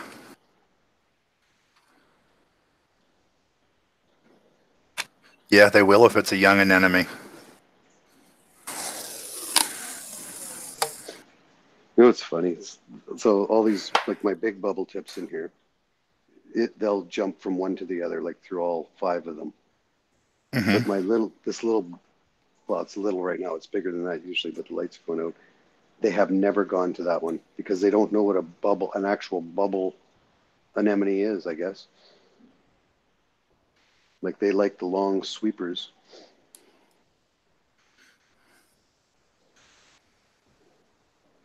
This one's ready to close up on them though. Anemones can eat clownfish too. Yeah, they can.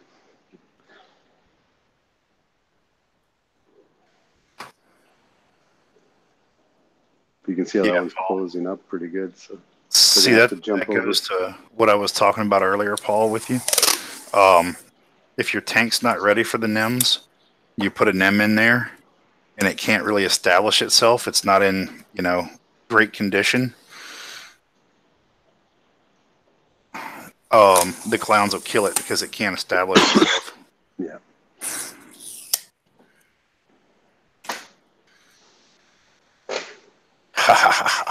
Success. I got her now. Good job. Now I'm just going to have to clean off the top with some alcohol tomorrow, and then I'll spray it. We're still at it, DM, for a little bit here. Another 15 minutes, and then we're going to call her so I can get to bed, get my beauty sleep. Oh, there's not enough of that to help you. No, I know, but I got to try, right? Mm-hmm.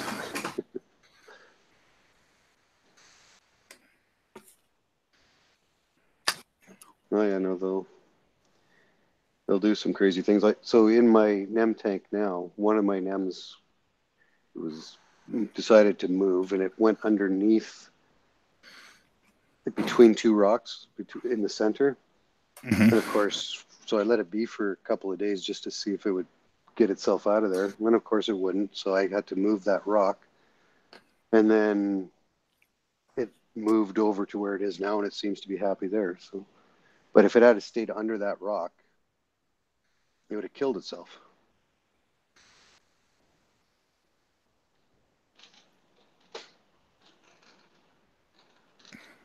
So you got to kind of watch them. But in the 180, I lost a couple of, like early on, not because of the parameters, but in a big tank like that, I got some little NEMs, and then they crawl down underneath a rock, and you never see them again. I know enough about NEMs to know I'm not keeping one. I'm not even risking putting one in my tank. Yeah, well, I the way I'm doing it now is the only way I would ever do it again. I would never have one in a reef, a species only tank. That's it. I had a buddy sell me one. I was going to try in a rose bubble tip, and I he only charged me whatever, like $10 for it. But it kind of pissed me off because he had a bunch of them that he sold like 2 to 3 inch range, 1.5 to 3 inches, let's say. Mm-hmm. He's like, "Oh, I got to know, one of them just split. I got you a small NEM." I was like, "Okay, cool." He's like, "I just, whatever, $10 for it." I'm like, "All right." So I met up with him at the show. It was the size of like a pencil eraser Jeez. or a dime. It was so itty bitty. Yeah. You feel like you got ripped off. Although, you know what? The one that's actually bubbled on the right, bottom right, I picked up from a fellow reefer here a couple maybe 2 months ago now, month and a half ago. Mm-hmm. And it was tiny. In his tank, like, it was tiny. When I got there, I'm like, okay, well, whatever. So I got it. But when I put it in my tank, after about a week, it tripled in size. So, you can't always judge the size of that anemone because it just wasn't happy there. It just wasn't extended. Like the bubbles, the bubble tips, like the bubbles on that one, literally 3 times bigger. The anemone diameter 3 times bigger, at least 3 times bigger. So it turned into a different anemone in my tank, totally different. So you had it in a little nano tank, and it had just split like a week or so before that too. Mm-hmm. So it just bugged me because if you're going to sell something, or if you're going to bring me one that small, I'd rather wait for a bigger one. Don't bring it to the show, charge me for it, and it's literally the size of, a dime or a pencil head. I mean, itty bitty. That's way too small, yeah. No, I was a little disappointed when I saw this, like when I went to the guy's house and saw this one, but then I okay, well, that's okay, I'll take it. And the rock was full of algae and everything, right? So I threw it in my 180 just to let the tangs eat all the algae off it, all the green hair. Oh, good luck with that one, bud. Well, they did. They cleaned it right up. No, I'm not talking about you. No. I'm looking on the forums for my local reef group, and this guy is trying to sell a foot-long flamingo tang.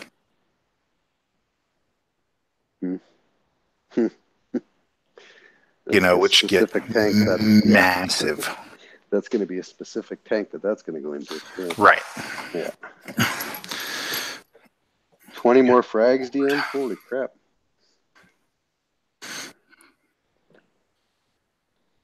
That's a lot of frags. That's a lot of frags.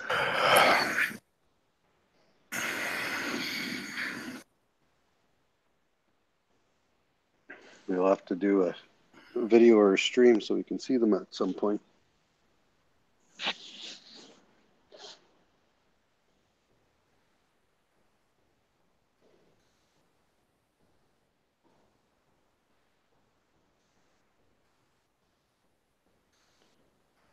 Carl Shack, I hear he has 3 ATM tanks. Chances are one of them could use it. What's an ATM tank? Acrylic Tank Manufacturing. That's the company that does the show Tanked. Okay. Oh, okay. Yeah, they could probably use it. There's a couple tanks around here that could use it, but it's just those people don't buy off the forums. Mm-hmm. The only people those people buy from are the stores that take care of their tanks. Because those guys don't take care of their own tanks. There's one here I've seen pictures of that my LFS supplies the livestock, and then he's got a girl that he kind of coordinates with that she does a lot of the service stuff. Mm-hmm. He's got a 4,000 gallon in his house. Then in New Orleans, there's a few of them. So like my brother, the company, little fish store that he's been working for part-time, they have a few that they service. Like I told you, that one is whatever, like a 10,000 gallon cylinder tank. Yeah. Nice.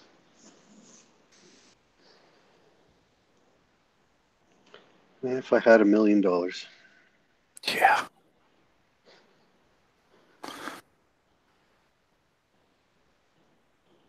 I think it's styled up a lot.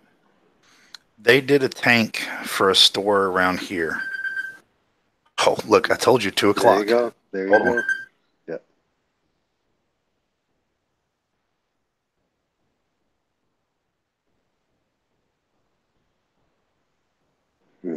Not even half, but if we had a fraction. Told you, BP Doc. Yeah, yeah. What time you have to be there? 4 Like, o'clock. how long do they give you? Oh, okay, so they give you 2-hour notice. Yeah, okay.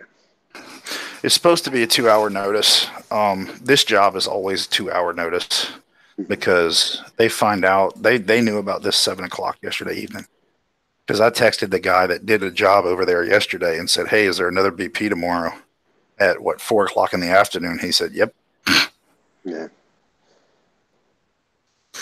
So I can technically start my time at 3:30. So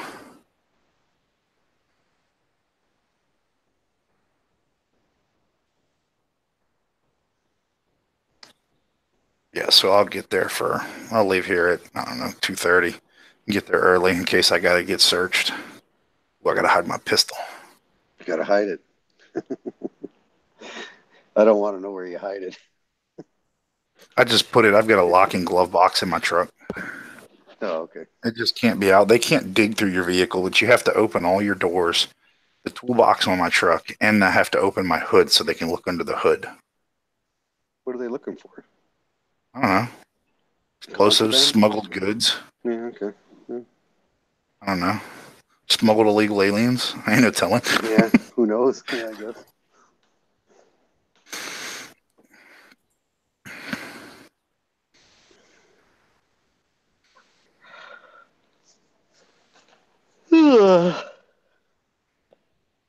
That's a 7-minute warning. Yeah, I don't know, that show tanked. I think Oh, yeah. it is what it is. It's not realistic. Well, so they did a tank for a store around here, is whatever, like a 600-gallon display. And it was, hey, we can drive sales if we get them to do the show here. Mm-hmm. The thing about it is they set the tank up, they put all the livestock in, right?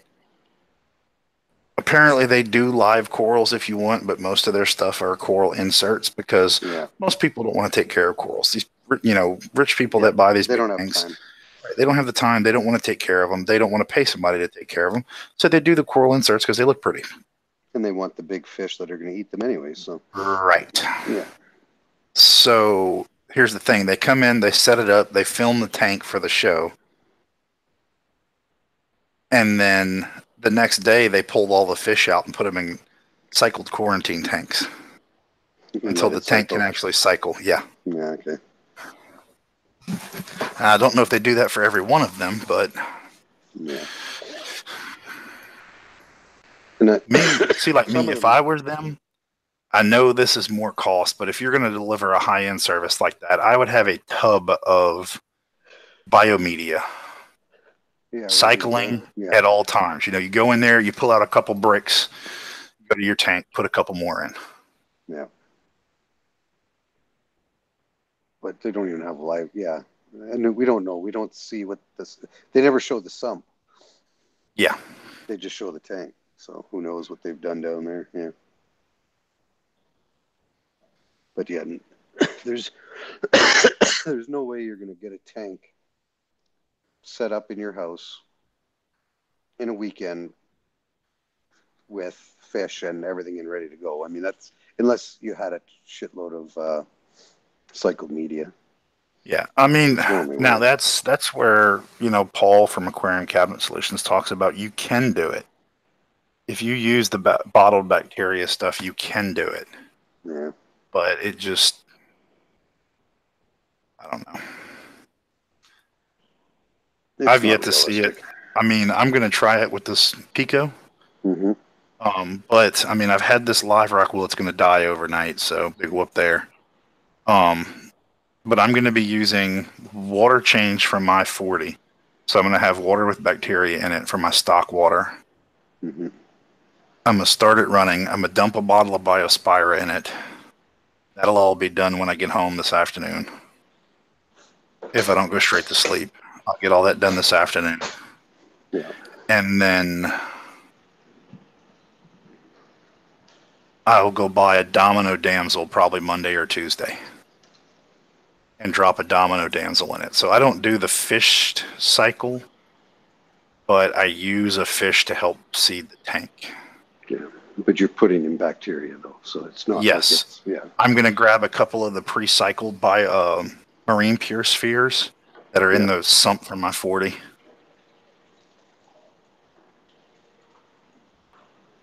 It is calibrated to an extent. I mean, there's a guy around here that I would probably have build a stand. If I was going to go with a dream tank build, you know, whatever, 300-gallon deep dimension, something like that, I'd probably pay him to build the stand and all. I'd plumb it myself. But, I mean, he just, you know, he's a professional carpenter. He's been building aquarium stands for 20-something years. So I cannot match his quality on his stands and how nice they look. And then he'll come to your house and flush your trim mold, all your crown molding and stuff into it. Yeah.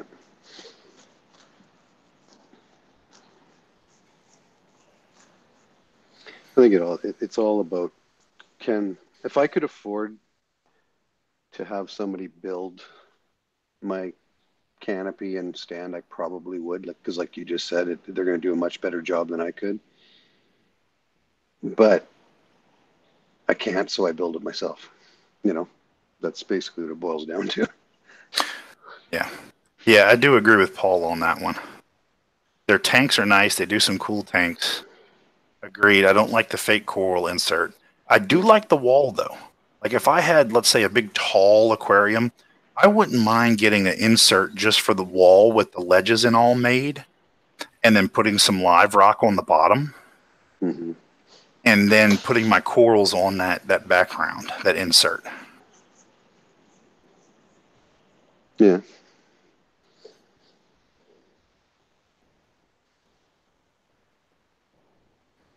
I think that would be pretty cool. They do make some amazing tanks. There's no doubt. Well, I watched them do the one for what's his name, DJ Ashba, the other day. That was pretty cool. I haven't seen that one. You know who that is? No.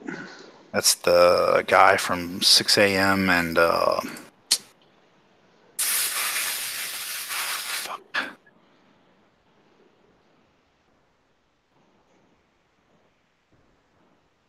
Guns N' Roses. Oh, okay.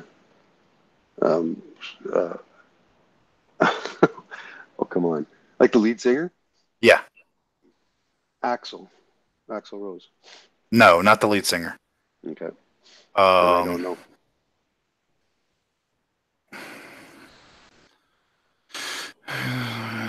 Lead guitarist in 6 a.m. He's the guitarist. Don't know. He's worked with Guns N' Roses, Motley Crue, Drowning Pool. Yeah. Slash.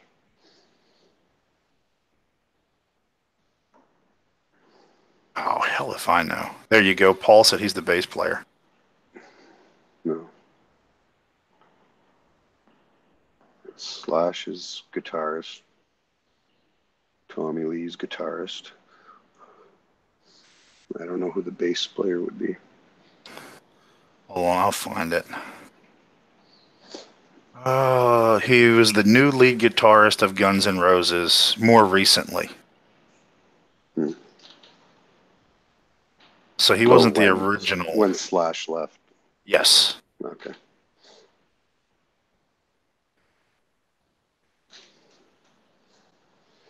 See, if AL was here, he would have Googled it by now. I'm on it right now, but I'm also playing games, so I got to do something to entertain myself for an hour. Something Duffy, calibrated sand. Does that ring a bell? No. Navarro. His name is DJ Ashba. Is that his name? Yeah. Oh shit! I just saw Darren Ashba or something like that. All I know is his wife is fucking smoking.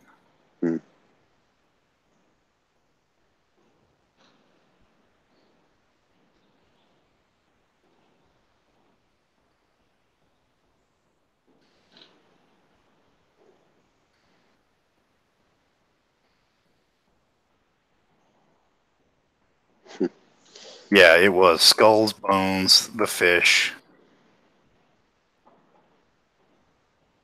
It was a cool looking tank, though. Yeah. I'm not knocking that they know their stuff, but I mean that's why you have the ATM colony, the ATM outbreak. I mean they must use all that stuff in their customer builds, you know. Can you imagine?